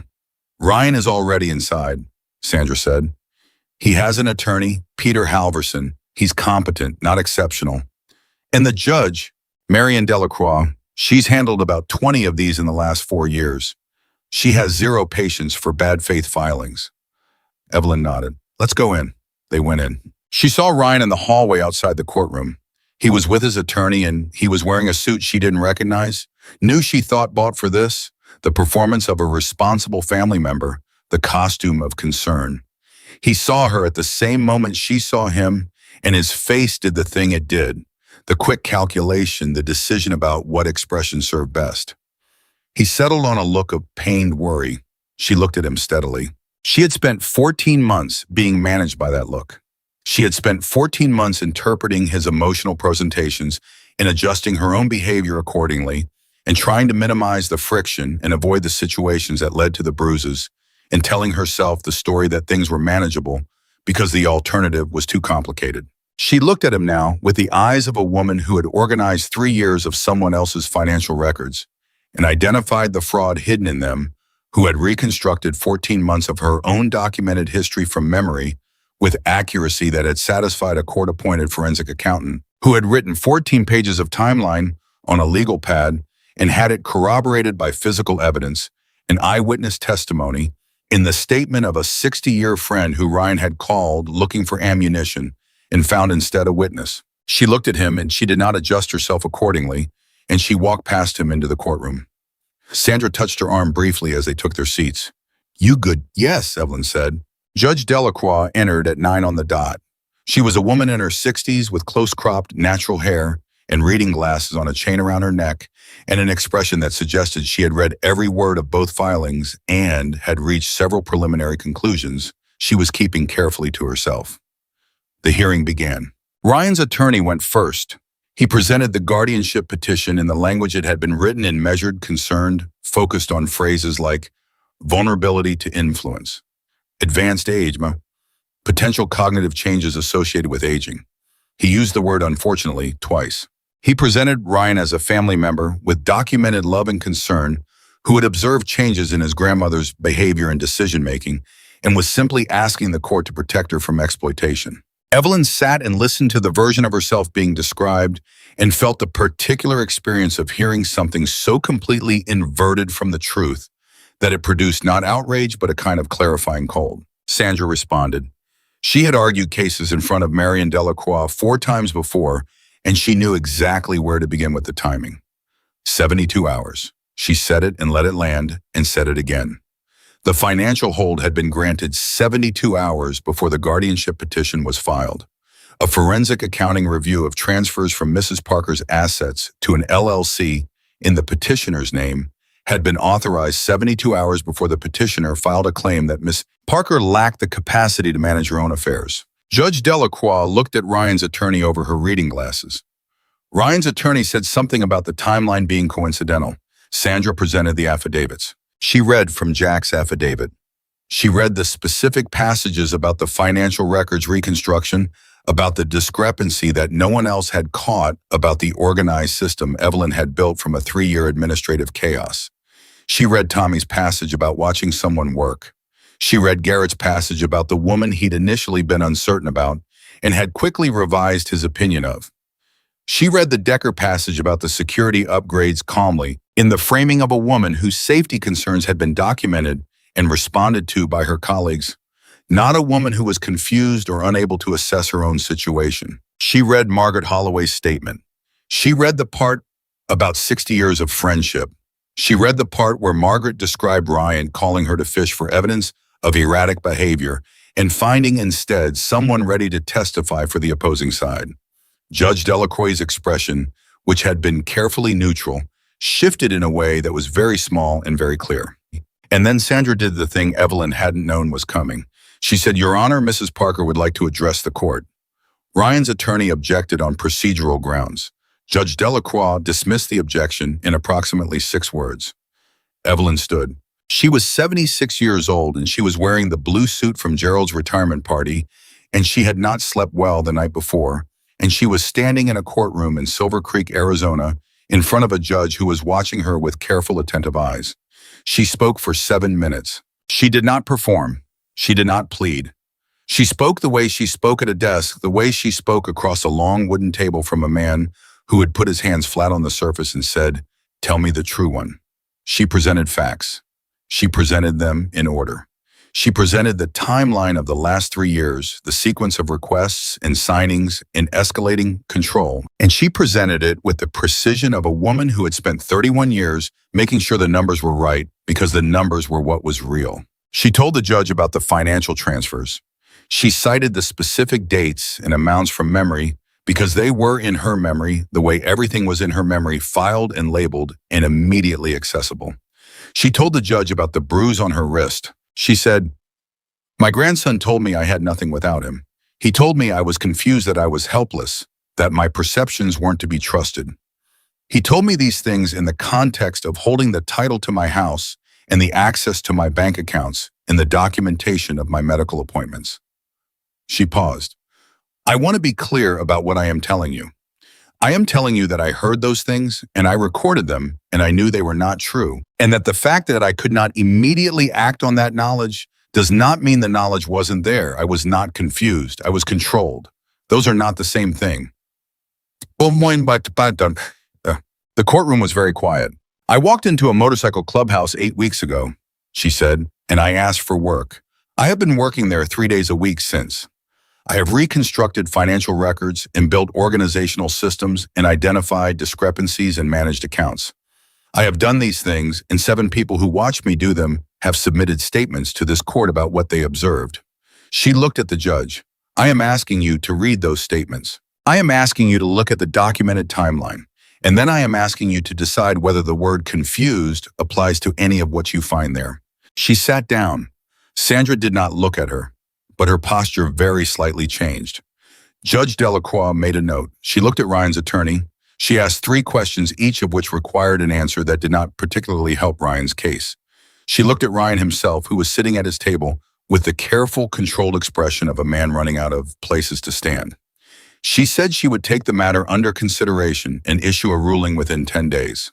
But her face when she looked at Evelyn Parker, when she looked at the woman in the blue suit who had stood up and spoken for 7 minutes without notes and without flinching, her face said something that the words of court procedure did not permit her to say directly.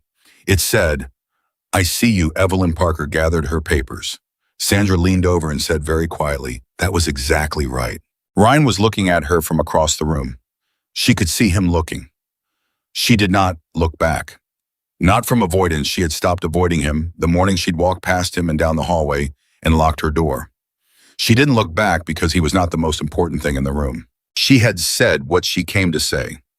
She had said it clearly, and she had said it in the right order, and she had said it with the evidence behind her and the record in front of her, and 7 affidavits on the table to her left, and 60 years of friendship documented on the page. She had said it. That was enough for now. That was more than enough. The ruling came on a Tuesday. Not 10 days later, 7. Judge Delacroix issued it on a Tuesday morning at 9:43, and Sandra called Evelyn at 9:47, and Evelyn was sitting at her desk in the office with a cup of coffee and the quarterly expense report open in front of her. And she answered on the second ring the way she answered everything. "The guardianship petition has been denied," Sandra said. "In full. No conditions, no partial measures, no recommendation for further evaluation. Denied." Evelyn set her pen down. "There's more," Sandra said, and her voice had a quality to it that Evelyn had not heard before in their weeks of working together, something that was trying to stay professional and was not entirely succeeding. The judge included commentary in the ruling. She doesn't have to do that, most judges don't. But Delacroix included 3 paragraphs. A pause. She said the petition appeared to be filed in bad faith, timed in direct response to the financial hold, and constituting an attempt to use the court as a tool of financial and personal harassment. She used the words bad faith twice. The office was very quiet. She also noted, Sandra continued, that the affidavit evidence presented in opposition to the petition demonstrated her words, a pattern of competent independent decision-making, inconsistent in every respect with the claims advanced by the petitioner. And she referred the matter to the county district attorney's office for review of potential elder abuse charges. Evelyn put her hand flat on the desk. "Evelyn," Sandra said, "are you there?" "I'm here," she said. "The referral to the DA doesn't guarantee charges. I want to be honest about that. But it means a prosecutor is going to look at the financial transfers, the documented physical contact, the pattern of conduct, and make an independent determination." Sandra paused. "Based on what we've built, I think there's a reasonable case." "And the house," Evelyn said. "The accounts. The financial hold remains in place pending the forensic accounting review. The review is now accelerated in light of the ruling. Delacroix's commentary gives it additional weight. I expect the formal restitution petition to be heard within 60 days. Sandra paused. "We're not done, but we won today, clearly and completely." Evelyn sat with that for a moment. "Thank you," she said. "Sandra, I mean that." "You did the work," Sandra said.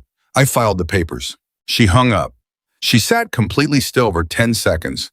Then she stood up and walked out of the office into the main room.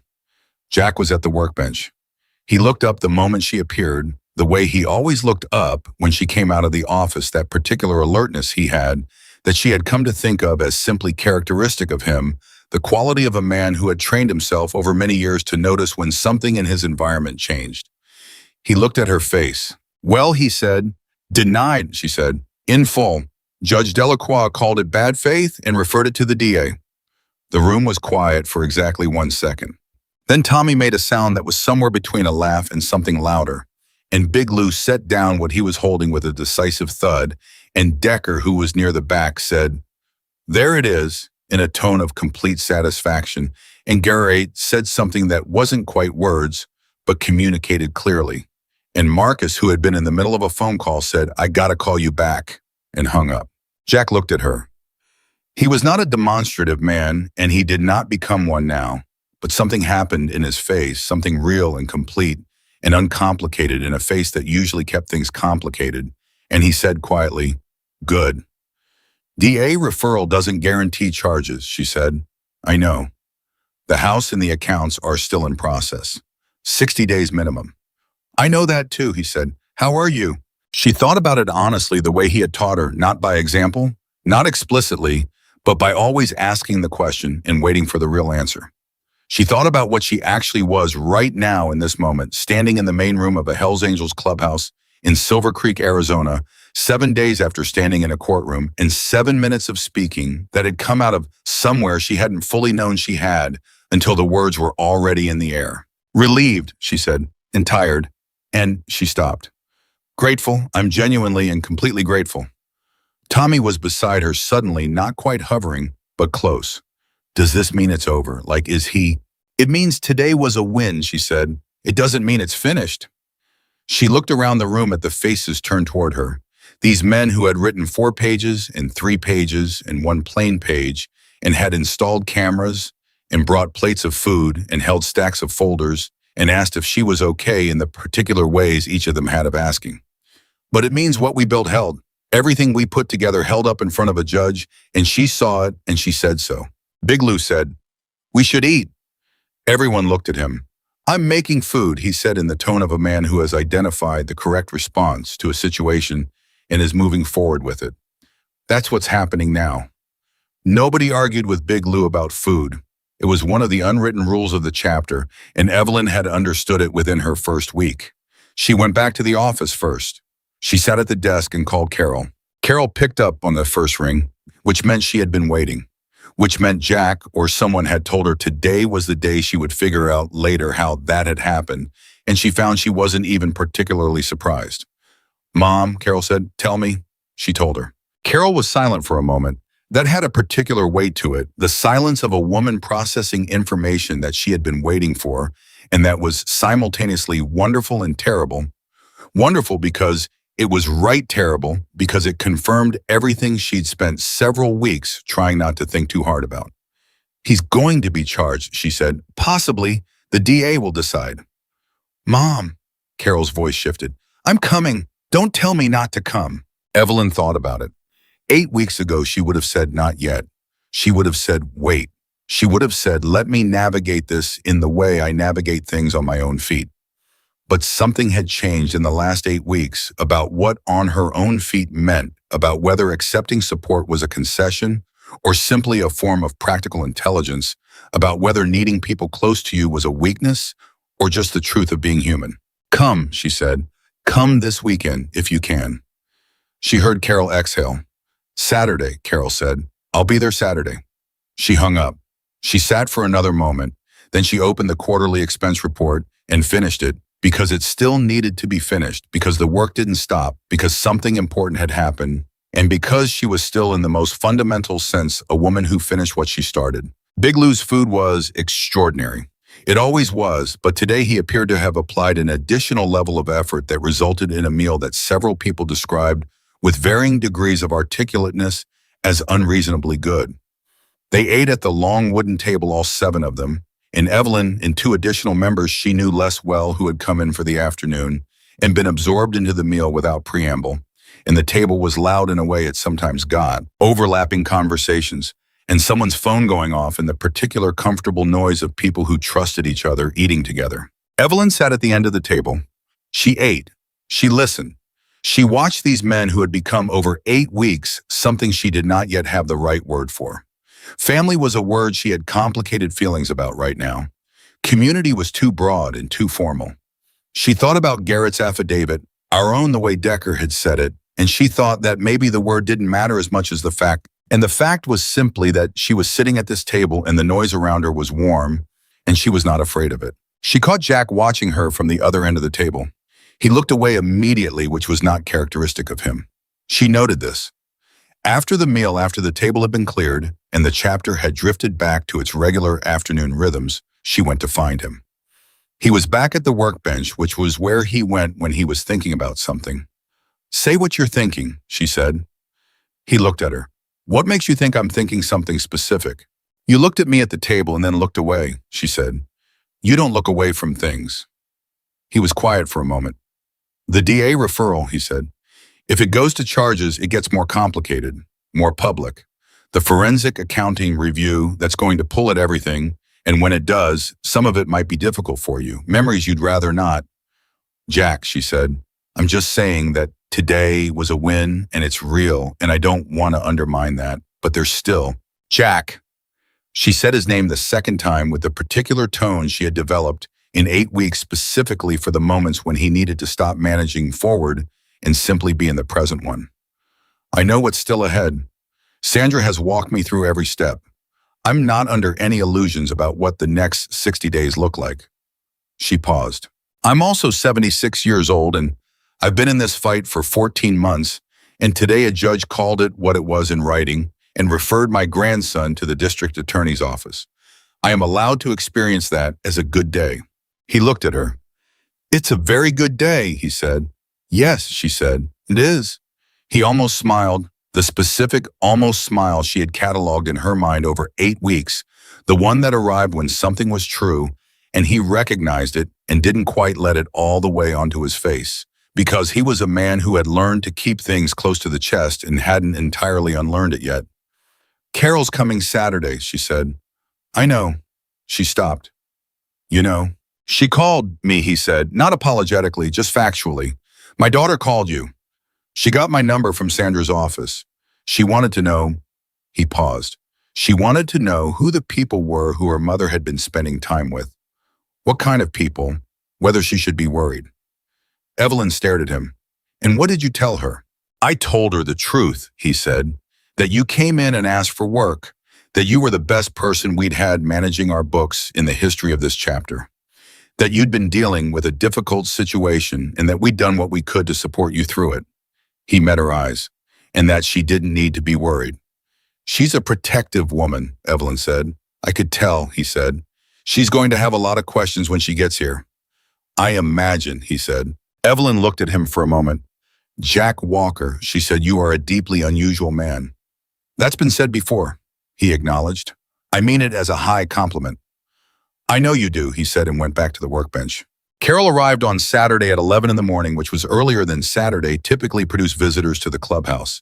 And Evelyn was there waiting for her because she had come in at 8 with the gate code and the excuse of catching up on a filing backlog, which was true in the same way that most of the things she told herself were true, accurate on the surface, with a layer of additional meaning underneath. Carol Parker was 53 years old and looked enough like her mother that several people did visible double takes when she walked in. She had the same way of holding herself upright, measured taking in a room before committing to any reaction, and the same precision in how she moved the economy of motion that came from a lifetime of knowing exactly where things were and reaching for them without searching.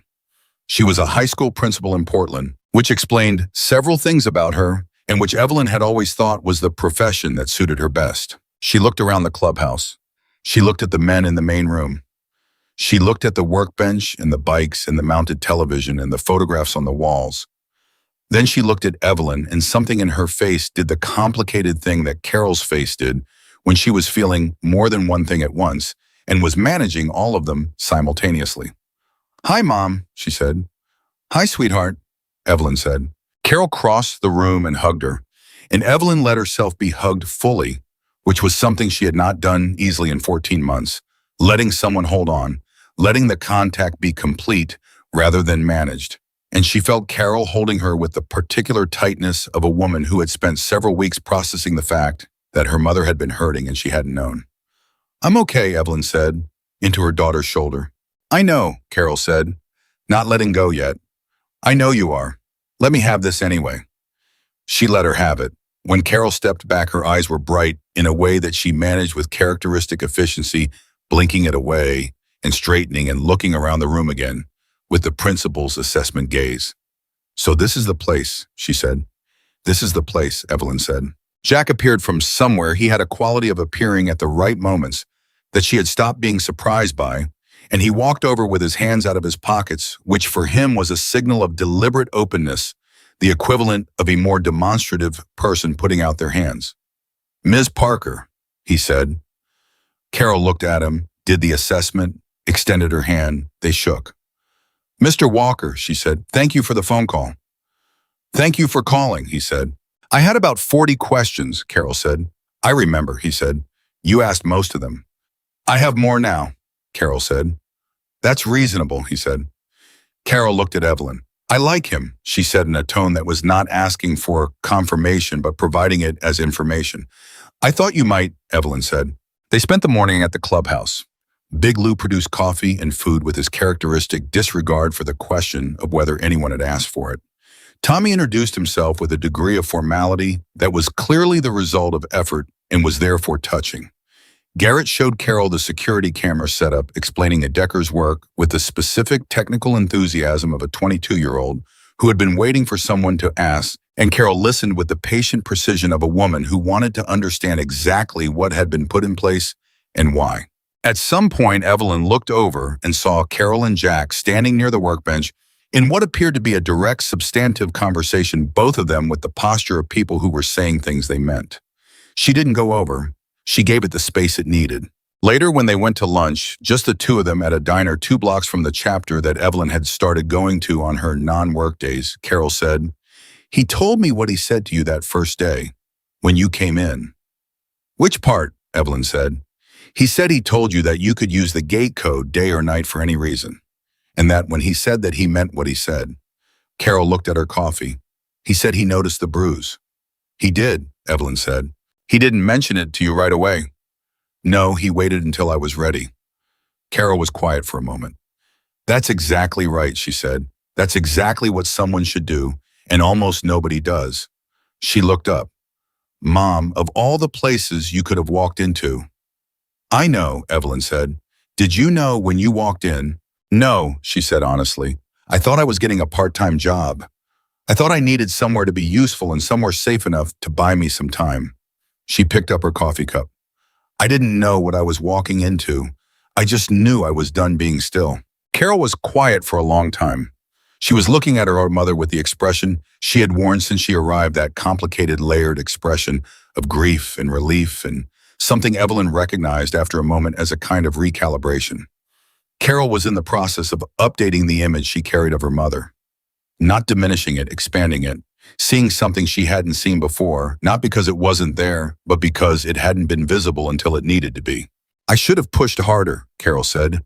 When you went quiet, I thought you were grieving. I thought you needed space. I was grieving, Evelyn said. And I did need space. And then I needed the opposite of space, and I didn't know how to say so. She paused. Carol, you could not have known. He was very good at making it look like what it wasn't. I know. And I was very good at protecting everyone from it. Carol looked at her. Why? She thought about it. The real answer, not the useful one. Because I had spent 76 years being the person who managed things, she said.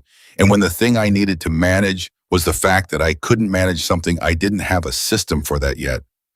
She paused. I have one now. What is it? Carol said. Walk through the door, Evelyn said, and tell the truth to whoever's on the other side. Carol stared at her for a moment. Then she laughed. It was a startled, genuine laugh, the kind that comes out before you can decide whether it's appropriate. And Evelyn watched her daughter laugh and felt something loosen in her own chest that she hadn't known was still tight. Okay, Carol said. Okay, Mom. 3 days later, the DA's office called Sandra. They were opening a formal investigation, not charges yet, an investigation which was the step before charges, which meant a prosecutor had reviewed the referral and the evidence and determined there was enough to warrant a serious look. Sandra called Evelyn with the news on a Tuesday afternoon, and Evelyn was in the office and she listened and she wrote it down in the legal pad and she said, Hey, Dan, what does this mean for the timeline on the house? It actually helps, Sandra said. A parallel criminal investigation strengthens the civil case. The forensic accountant's report is due in 3 weeks. With the DA now involved, we may be able to accelerate the civil proceedings. She paused. I want to manage expectations. The house might take longer than 60 days. The legal process for reversing a property transfer, for even one that's demonstrably fraudulent, requires the court to follow procedure, and procedure takes time. I understand procedure, Evelyn said. I know you do. Too, Sandra said. I'm telling you because some people, when they hear investigation, think resolution. It's not the same thing. When has it ever been? Evelyn said. Sandra almost laughed. Fair point. She hung up and sat with the information for a moment. Then she wrote it in the legal pad. Then she went back to the accounts because the accounts were there and they needed attention, and she was a woman who gave things the attention they needed. Jack came by the office at the end of the day. This was becoming a thing he did not every day, not on a schedule, but frequently enough that she had started to expect it, the quiet check-in that was not surveillance and not management, but something more like what she thought of as maintenance. The way you check on something you've decided matters. DA opened an investigation, she said without looking up. I heard, he said. She looked up. From whom? Sandra's office called me too, he said, as a potential witness. The financial transfers that you found, some of them were in records that passed through this chapter's administrative system. She hadn't thought of that. She looked at him. You're a witness? Potentially, he said, if it goes to charges. Jack, she set her pen down.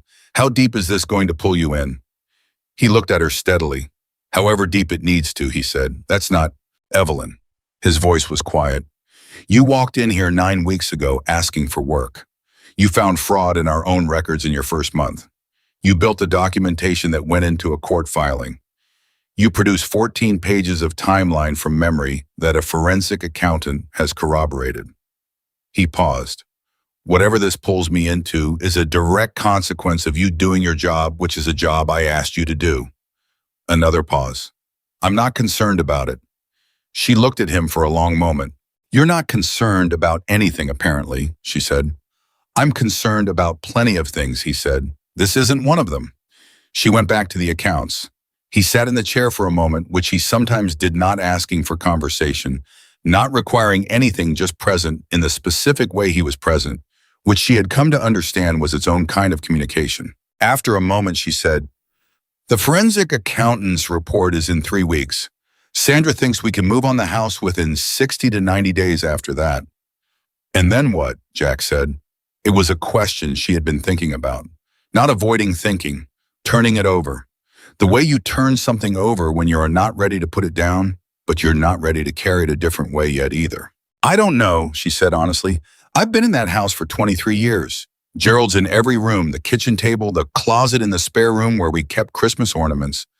The garden he started in 2005 and abandoned and started again in 2007 and actually finished. She paused.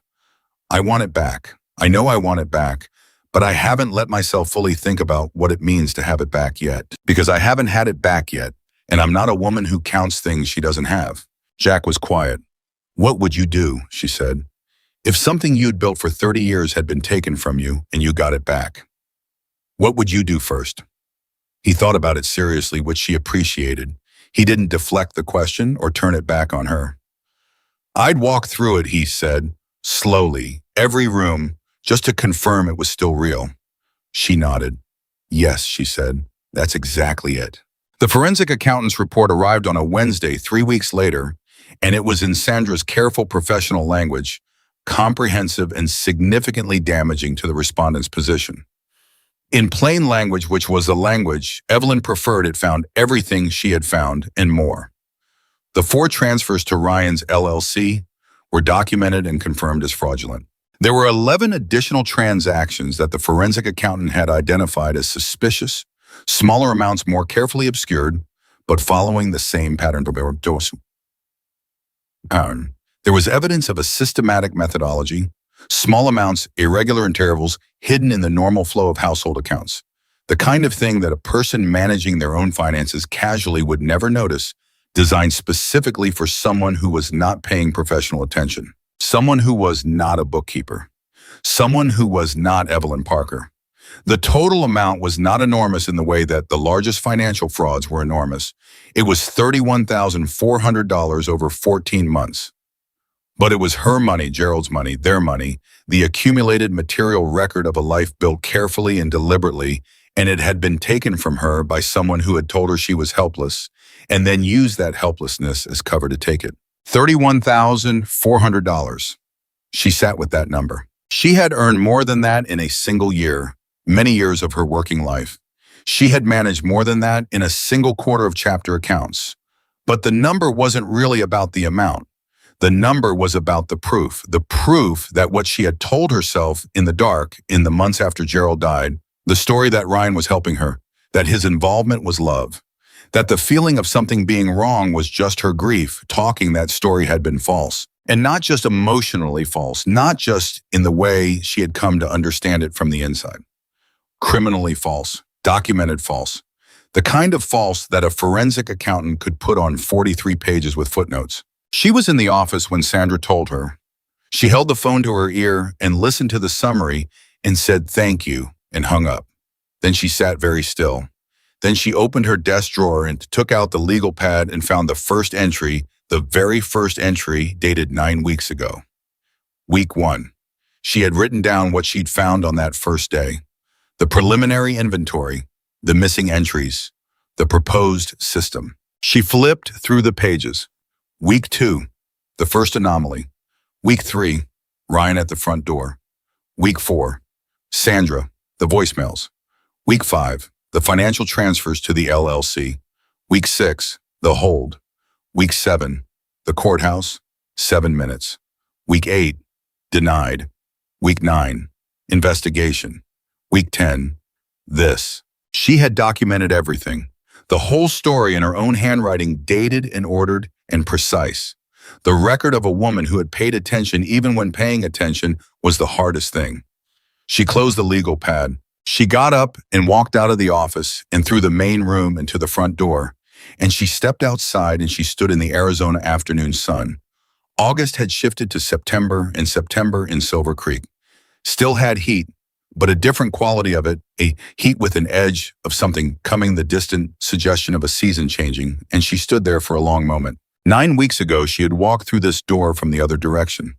From the outside in, from fear into the uncertain territory of asking for something.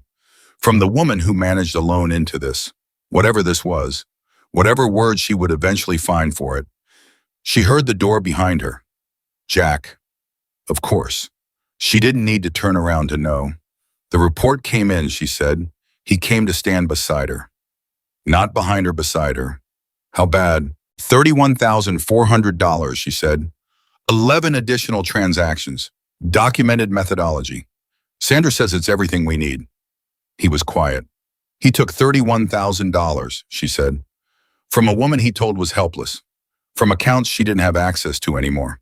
From money she and her husband built across 30 years of working. Yeah, Jack said.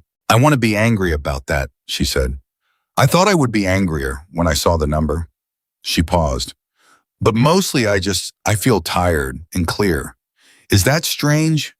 No, he said. Anger's for the middle. Clarity's for the end. She looked at him. Are we at the end? Of this part, he said. She thought about that. This part. The investigation would continue. The civil proceedings would take their 60 to 90 days, probably more. There would be more calls with Sandra, more documents, more dates in the legal pad. Ryan would have attorneys, and attorneys had tools, and the process was the process. She understood all of that. But this part, the part where she was alone and afraid and managing it from the inside and telling herself useful stories that had stopped being true, that part was done.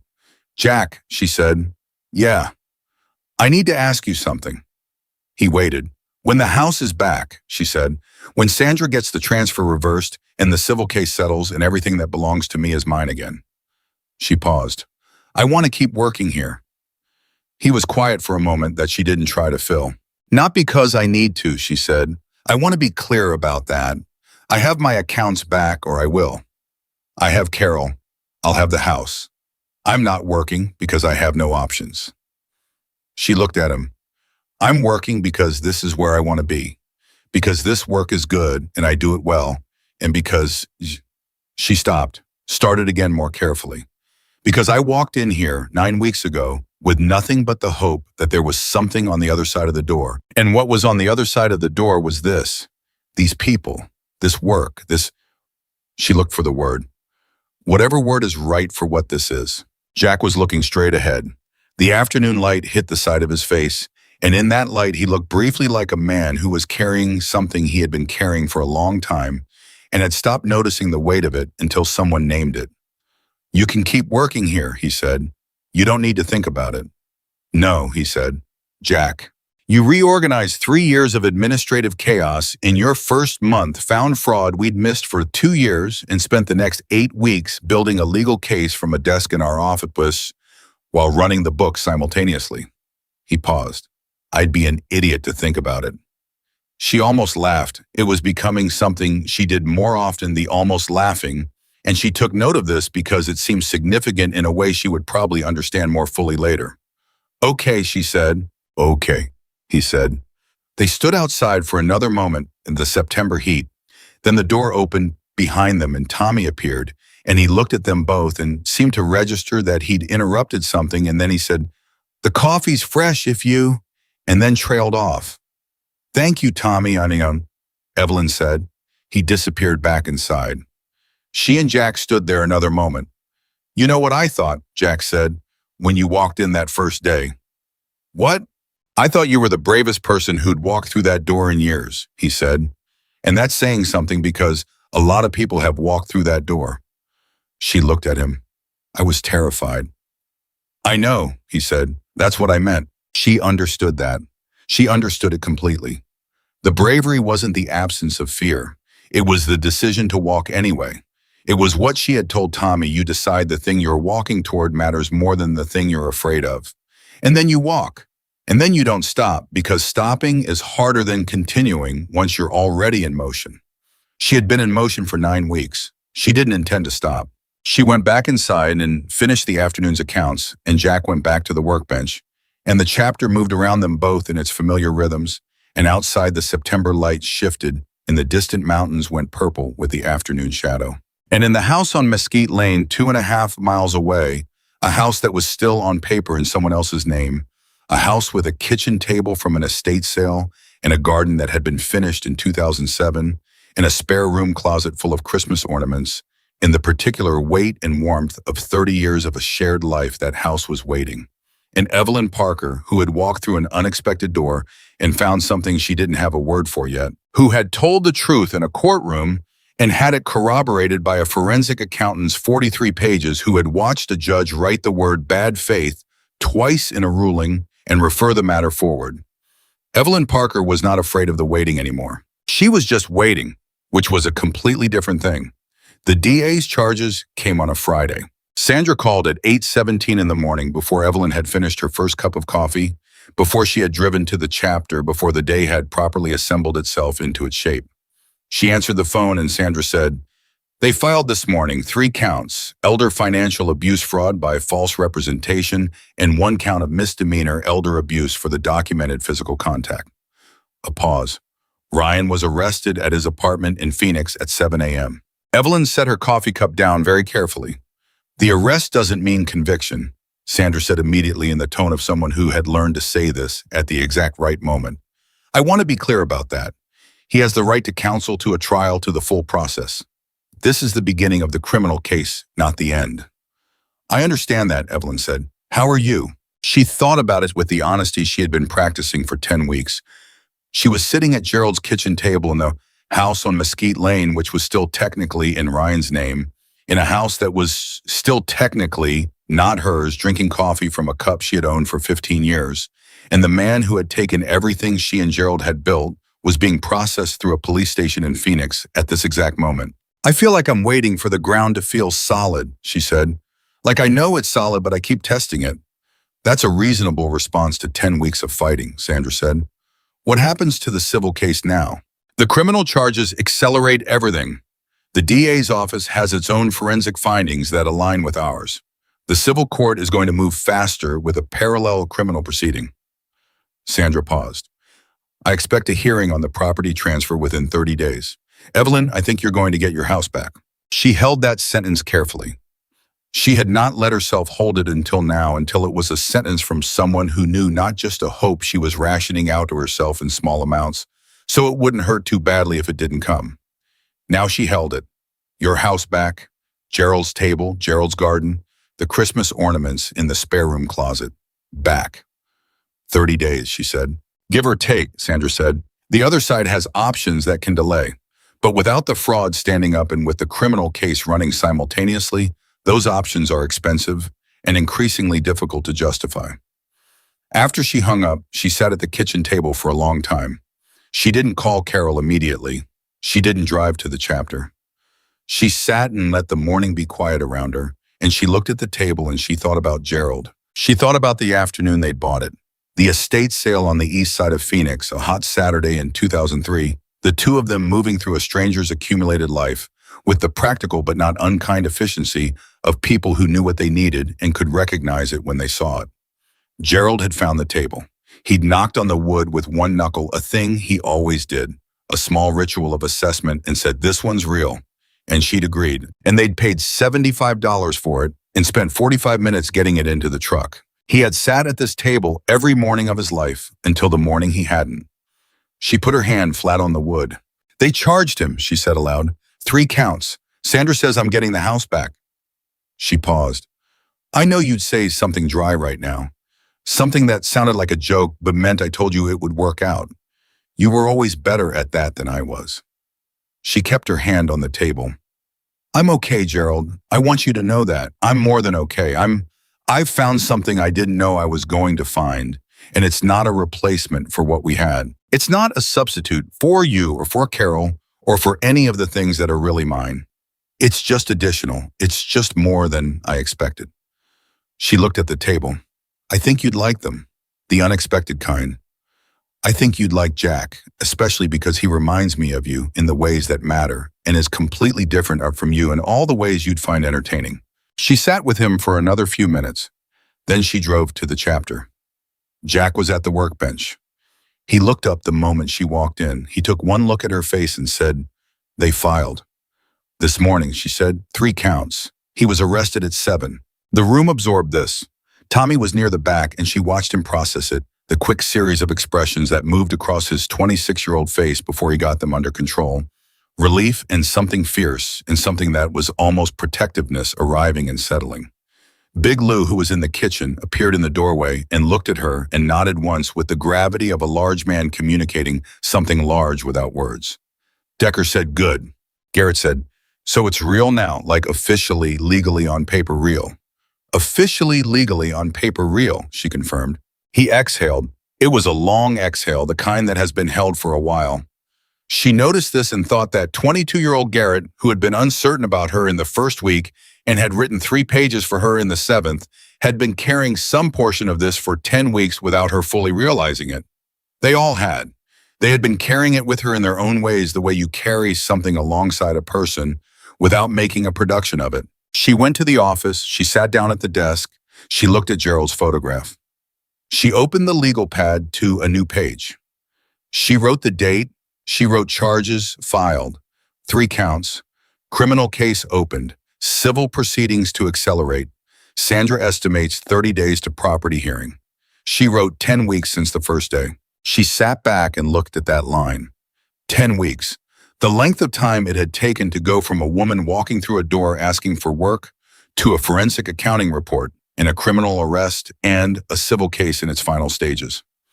10 weeks of early mornings and quarterly reconciliations and legal pad pages and voicemails saved and transcribed, and 2 trips to a courthouse and 7 affidavits and 1 60-year friendship reactivated, and a daughter who had taken a red-eye from Portland. 10 weeks was not a long time. It was also depending entirely on where you were standing and what you were measuring in eternity. Her phone rang at 10:30, a number she didn't recognize. She almost didn't answer. Then she answered because she was a woman who dealt with things directly.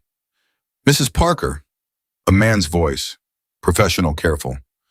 "My name is David Halverson. I'm Ryan Parker's attorney." She was very still. "I want to be clear that I'm not calling to intimidate or pressure you in any way," he said. "That would be inappropriate and I won't do it."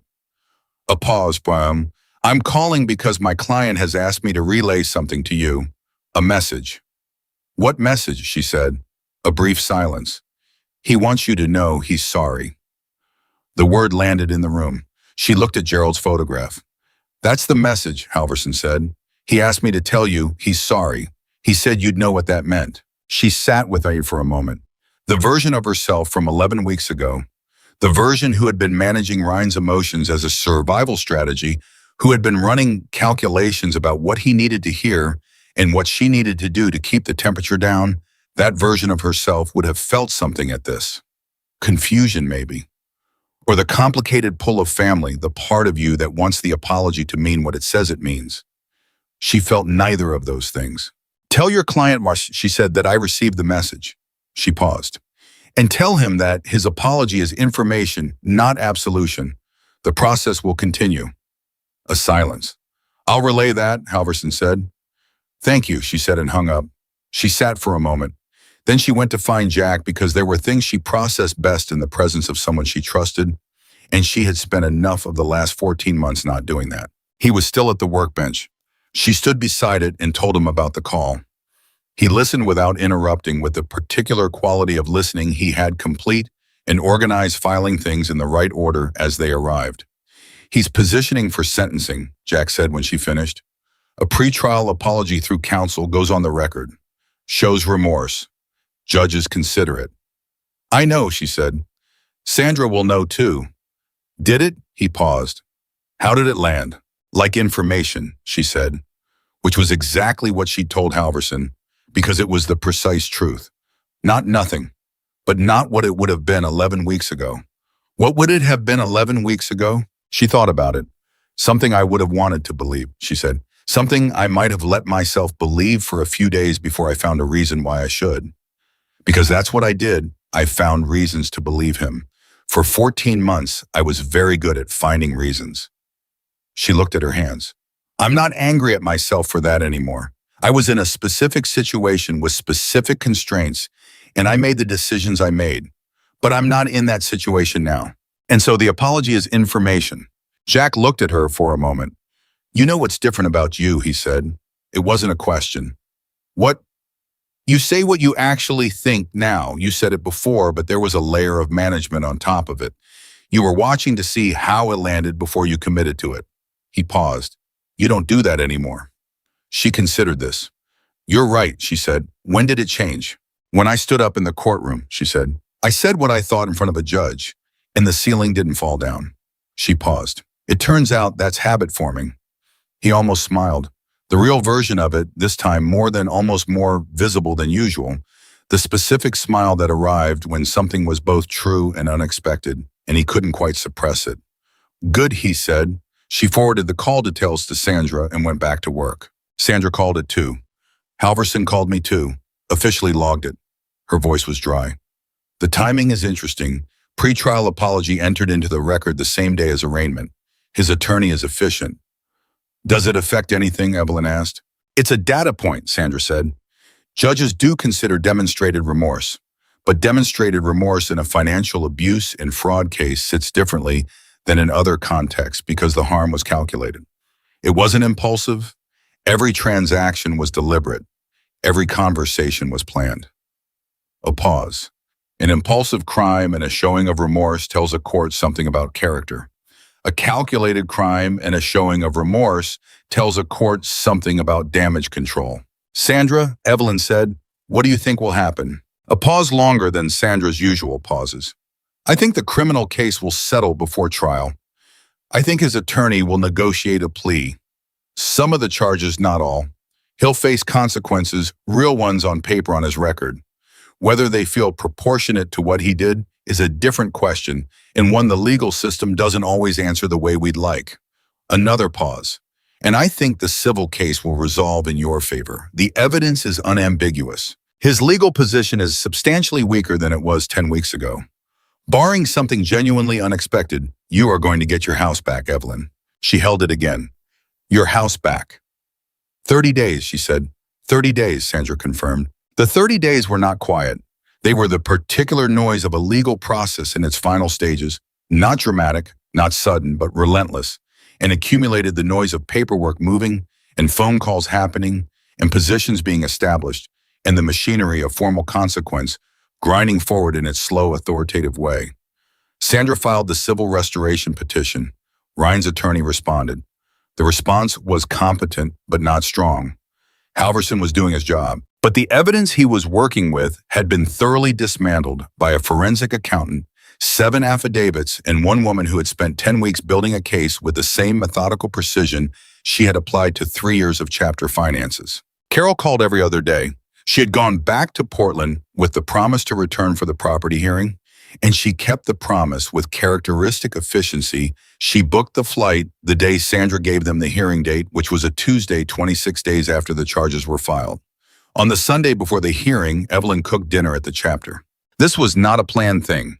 She had simply arrived that morning, a non-work day, technically, though the distinction had become increasingly theoretical, and found herself in the kitchen with a functional awareness of what was in the refrigerator and the cabinets and the knowledge that 7 people who had been standing in her corner for 10 weeks were going to be around that afternoon, and the understanding that she was at her core a woman who expressed certain things through feeding people. She made pot roast. She made biscuits using Big Lou's recipe, which he had written out for her on a napkin, with the gravity of someone transferring sacred knowledge, and roasted vegetables and a pie from scratch, with apples that Tommy had driven to 2 different grocery stores to find the right variety of, having been provided with specific instructions that he had followed with a seriousness that suggested he understood the pie was important in a way that went beyond dessert. The meal took most of the afternoon to prepare, And while she worked, the chapter moved around her the way it did the particular comfortable noise of people who had their own things going on and were also all in the same place, connected by the loose, warm web of a group that had been through something together. At one point, Decker came into the kitchen and watched her work for a moment and then said, "Can I help?" She looked at him. In 10 weeks, he had installed security cameras and written an affidavit and fixed the window unit and said, "There it is," when the ruling came in. He was not a man who asked if he could help with things. He either helped or he didn't. "Potatoes," she said. "Can you peel potatoes?" "Yeah," he said. "Then you can help," she said and handed him the peeler. They worked side by side in silence for a while. Decker peeled potatoes with the same focused, precise quality he brought to mechanical work. Systematic, unhurried, accurate. She worked on the pie crust beside him, and the kitchen was warm and smelled of roasting meat, and outside the September light was doing its particular end-of-afternoon thing. "You nervous about Tuesday?" Decker said. "No," she said. A pause. "Good nervous or just not nervous?" She thought about it. "I've been in that courtroom once already," she said. "I've said the thing that needed saying. Everything since then has been Sandra's work and the work we all did before, and it's either enough or it isn't, and I've done what I can do, and waiting for the result of that isn't the same as being afraid of it." She shaped the crust. "I'm not afraid of it." Decker nodded. "Okay," he said. "Good." They went back to the potatoes and the crust. When the food was ready, they ate at the long wooden table, all 8 of them, with Carol on the phone for part of it. She had called to check in and ended up on speaker for 20 minutes talking to people she had met exactly once, but who had been in her mother's life for 10 weeks, and the conversation had the slightly improbable warmth of people who have a person in common and find that it is enough to build on. Tommy at some point said to the table, "I've been thinking about something." Several people looked at him. "That first day," he said, "when she walked in, we all just froze like we had no idea what to do." "Speak for yourself," Big Lou said. "You said, Tommy said." Big Lou said nothing. "My point is," Tommy continued, "that we didn't know what we were dealing with. And then she just started working and found the thing in the records. And then all of this happened." He looked at Evelyn. "How did you know that it would work out like this? That coming in here was the right move?" She looked at him. "I didn't," she said. "I knew I was done being still. I didn't know what was on the other side of that. But you came in anyway." "I came in anyway." Tommy sat with that for a moment. The table was quiet in the comfortable way it got when everyone had eaten and was full, and the noise had settled into something easier. "That's the part I want to remember," Tommy said. "I don't know why, but I want to remember that part specifically." She looked at him, this 26-year-old who had held folders and driven to grocery stores and written 2 pages about a woman he'd known for 6 weeks, and who was she? Understood now in the process of learning something from all of this that he wouldn't be able to fully name for years, but would carry with him for the rest of his life. "Then remember it," she said. The property hearing was on a Tuesday at 10 in the morning. Judge Delacroix, again, same courtroom, same bench, different case. Carol sat in the gallery behind Evelyn and Sandra. Jack was there not as a witness in this proceeding, but as someone who had decided to be present. And when Evelyn walked in and saw him sitting in the gallery, 2 rows behind Carol, she felt something that she had stopped trying to name precisely and had started simply acknowledging. Ryan was not present. His attorney was. His attorney was present with a position that had been significantly weakened by 3 weeks of criminal proceedings and a forensic accountant's 43-page report and the particular momentum that built up behind a legal case when the evidence was unambiguous and the other side's tools had been systematically removed. The hearing lasted 94 minutes. Sandra presented the civil case for restoration of the asset transfers. She presented the forensic accounting findings. She presented the timeline, Evelyn's 14 pages of dates now incorporated into a formal legal document, corroborated and notarized and placed before a judge who had already written the words "bad faith" twice in a previous ruling about the same parties. She presented the deed transfer and the documented methodology by which it had been obtained. Halverson doing his job with the skill of a man working with what he had argued that the transfers had been made voluntarily and with documented consent. Sandra responded that consent obtained through a pattern of documented psychological manipulation during a period of acute grief from a woman who had been isolated from her support network as a deliberate strategy did not constitute the kind of consent that the law was designed to protect. Judge Delacroix asked 4 questions. They were precise and direct and answered in ways that did not require elaboration. Then she looked at the table where Ryan's representation was seated, and she looked at Sandra's table, and she looked at Evelyn.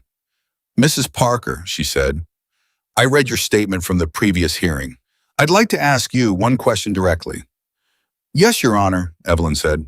"You have described the period following your husband's death as a time when your decision-making was impaired by grief. In your assessment, would you have signed the documents in question absent that grief and the circumstances surrounding it?" The courtroom was very quiet. Evelyn looked at Judge Delacroix directly, the same way she had looked at Ryan when she walked past him in the hallway 11 weeks ago, the way she had looked at her own reflection on the morning she drove to the chapter for the first time. Clear, level, certain. "No," she said, "I would not have." Judge Delacroix made a note. 20 minutes later, she issued the ruling from the bench. The property transfer was voided. The asset transfers were ordered reversed pending the completion of the forensic accounting process. Ryan Parker was ordered to return access to all financial accounts held in Evelyn Parker's name. The court appointed a temporary administrator to oversee the transition and ensure compliance. It was done. Carol made a sound from the gallery that was very small and completely involuntary. The sound a person makes when they have been holding something for a long time and have just been allowed to set it down. Sandra touched Evelyn's arm. Jack, 2 rows behind, was quiet in the particular way he was quiet when something real had happened, and he was letting it be real without diminishing it with words. Evelyn sat very still.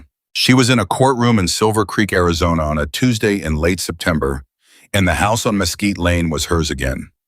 Legally, formally on paper, and in fact it was hers. She thought of Gerald knocking on the kitchen table with one knuckle and saying, "This one's real." This one was real. Outside the courthouse, Carol hugged her before anything else happened. Not the managed hug from the first morning at the chapter. This was different, tighter, the kind of hug that covered everything they hadn't said yet, and everything they had, and everything that had happened between a daughter who should have known and a mother who had protected her from knowing. And both of them understanding finally that the story was more complicated than blame, and that what mattered now is where they were standing. "Come home," Carol said into her shoulder. "Come home this weekend and let me cook dinner in your kitchen." "You can't cook," Evelyn said. Carol laughed. It was her mother's laugh, slightly startled, breaking out before you decided to let it. "I can cook better than you think." "You made coffee in a tea kettle until you were 32, Evelyn said. "Mom, I'm coming home," Evelyn said. "This weekend. You can cook whatever you want." Sandra was there with the particular warmth of a professional who has done their job completely and is allowing themselves to feel good about it for exactly the right amount of time. She gave Evelyn a firm handshake and said, "The administrator will be in touch this week about the account access. The house keys, you should have physical possession within 48 hours pending the administrator's verification." A pause. "It's been a privilege, Evelyn." "The other way around," Evelyn said. "Not entirely," Sandra said, and meant it. Jack walked over when Carol and Sandra had given them space. He stood in front of her in the September sun and looked at her with the level, steady expression that was simply how he looked at things he took seriously, which she had come to understand meant most things even when he didn't show it. "Done," he said. "This part," she said, echoing him from weeks ago. "The rest of it will take time. Criminal proceedings, compliance with the ruling, the logistics of getting my actual life back in order." She paused. "But this part is done." He nodded. "Jack." She looked at him directly. "I need to say something." "You don't have to." "I do," she said, "because I'm a woman who says what she actually thinks now, and I have some things to say." She stood in the courthouse sun, 76 years old, in the blue suit from Gerald's retirement party, with 10 weeks of legal pads and affidavits and coffee cups and financial records behind her, and she said, "You gave me a place to stand. When I walked in with nothing to offer but the work I could do, you said yes. When I needed someone to hear the true story, you asked for it. When Ryan came to the door, you stood between us. When I needed an attorney, you found one. When the process got complicated, you showed up in the gallery." She paused. "You didn't fix it for me. I want to be clear about that. Sandra and I and the evidence and the process fixed it. But you gave me the ground to stand on while I did it, And I don't know what word is right for that, but I know it matters. Jack was quiet for a moment. You walked in, he said. That was the hardest part. Everything after that was just us doing what we do. What do you do? She said. We stand between things, he said. That's always been what we do. The name on the vest is different from what people think it means. He paused. Or it should be. She looked at him. This man who had looked up guardianship proceedings and elder financial abuse law in his own time, who had written 4 pages of affidavit with dates and tasks and specific observations, who had said day or night for any reason, and had meant exactly that. It is, she said, whatever people think it means. In this chapter it is. He nodded once. Then, you going back to the house this week? Tomorrow, she said. The administrator said 48 hours. I'm going back tomorrow evening. How does that feel? She thought about the kitchen table. She thought about the garden Gerald had finished in 2007, which had not been maintained in 14 months, and was probably a disaster in which she was going to fix systematically and without hurry the way she fixed things. She thought about the spare room closet with the Christmas ornaments and the fireproof box and 30 years of accumulated evidence that a life had been built there and that it was a good life and that it still was. Like coming home, she said. He nodded. Something settled in his face, something that had been sitting at a slight angle for weeks. She realized some quality of concern that had been present and that was releasing now, careful and complete. He had been worried about her. He had been worried this whole time in the way he worried about things, which was not loudly and not dramatically, but consistently and underneath everything else. She recognized this because she was a woman who paid attention to the things people didn't say. I'll be in Thursday, she said. I know, he said. She went back to Carol. She went back to her house for the first time the following evening, keys in hand. Her keys, the keys that had been given to her by the court-appointed administrator, with the particular formality of someone handing over something significant, and she stood at the front door for a moment before she opened it. She thought about what Jack had said. I'd walk through it, slowly, every room, just to confirm it was still real. She put the key in the lock. She opened the door. She stood in the entryway and breathed in the particular smell of her own house, the smell that was specific and irreplaceable, the smell of 23 years of mills and seasons and a life lived in a specific space by specific people. It was dusty. It was the particular dusty smell of a house that had not been loved properly for a while. It needed work. The kitchen needed a good cleaning, and the garden was almost certainly what she expected. And there was a faucet in the hall bathroom that had been dripping when she'd last had full access and was probably worse now. She walked through it, slowly. Every room, the kitchen, Gerald's table, she put her hand on it. She stood there for a moment, and then she pulled out the chair that had always been hers, and she sat down. The living room, the photographs on the walls, they were still there. Gerald had not been important enough to Ryan to remove, or perhaps he simply hadn't noticed what they meant. She looked at them. Gerald at 40, Gerald at 60, the two of them at Carol's wedding, the grandchildren when they were small, the material record of a life. The spare room, the closet. She opened it and the smell of stored things came out, paper and fabric and time. And she looked at the stacked boxes of ornaments in the fireproof box that Ryan had never found because he had never thought she was clever enough to hide things. And she felt something that was not quite triumph, but was adjacent to it, the specific satisfaction of having been underestimated by someone who had eventually learned otherwise. She stood in every room. And then she went back to the kitchen, and she sat at Gerald's table in the quiet of her own house, and she let herself be still for the first time in 10 weeks, without the stillness, meaning fear. She sat there for an hour, maybe more. The evening light changed around her, moving through the windows the way it had moved through these windows for 23 years. She did not turn on the television. She did not call anyone. She sat with the house, and the house sat with her, two things that had been separated and were now reclaiming each other. And it was quiet, and it was hers, and it was real. On Thursday morning, she was at the chapter at 7:58. She had the gate code in her memory and the keys to her own house in her bag. In a plate of cookies from scratch, the kitchen still worked, the oven still ran true, that she set on the table in the main room without announcement. Tommy found them first. He picked one up and ate it and looked at her. You're back, he said, not meaning the chapter, meaning something else, meaning the thing underneath the surface fact. I'm back, she said, Big Lou appeared, looked at the cookies, looked at her, and said, "Good," with the specific inflection he gave that word when it was carrying more than itself. Decker ate one and said, "Your oven calibrated within 3 degrees," she said. "Good calibration," he said, and went back to what he was doing. Garrett stood in the doorway to the office, looking at her with an expression that was trying to be casual and wasn't remotely. "How's the house?" he said. "Needs work," she said, "and the garden especially." She paused. "I was thinking if anyone wanted a project on a weekend, the garden is about 4 hours of cleanup work for someone with the right energy level." He stood there a moment. "I don't know anything about gardens," he said. "Neither did Gerald when he started," she said. "He killed it twice before he got it right. There's value in that." Garrett looked at her for another moment. Then, "Yeah, okay, I could do that." She went to the office. She sat at the desk. She looked at Gerald's photograph. She opened the legal pad. She wrote the date at the top of a new page. She wrote "House restored. First morning back at work. Garden needs attention. Carol coming Saturday. Accounts in transition. Full access expected within 10 days. She paused. She wrote "Ryan's criminal case continues. Plea negotiations per Sandra. The process will take its time. I can wait. I have learned in the last 11 weeks that waiting is different from being still. Waiting means the work is done and the result is coming. Being still means you've stopped. I have not stopped.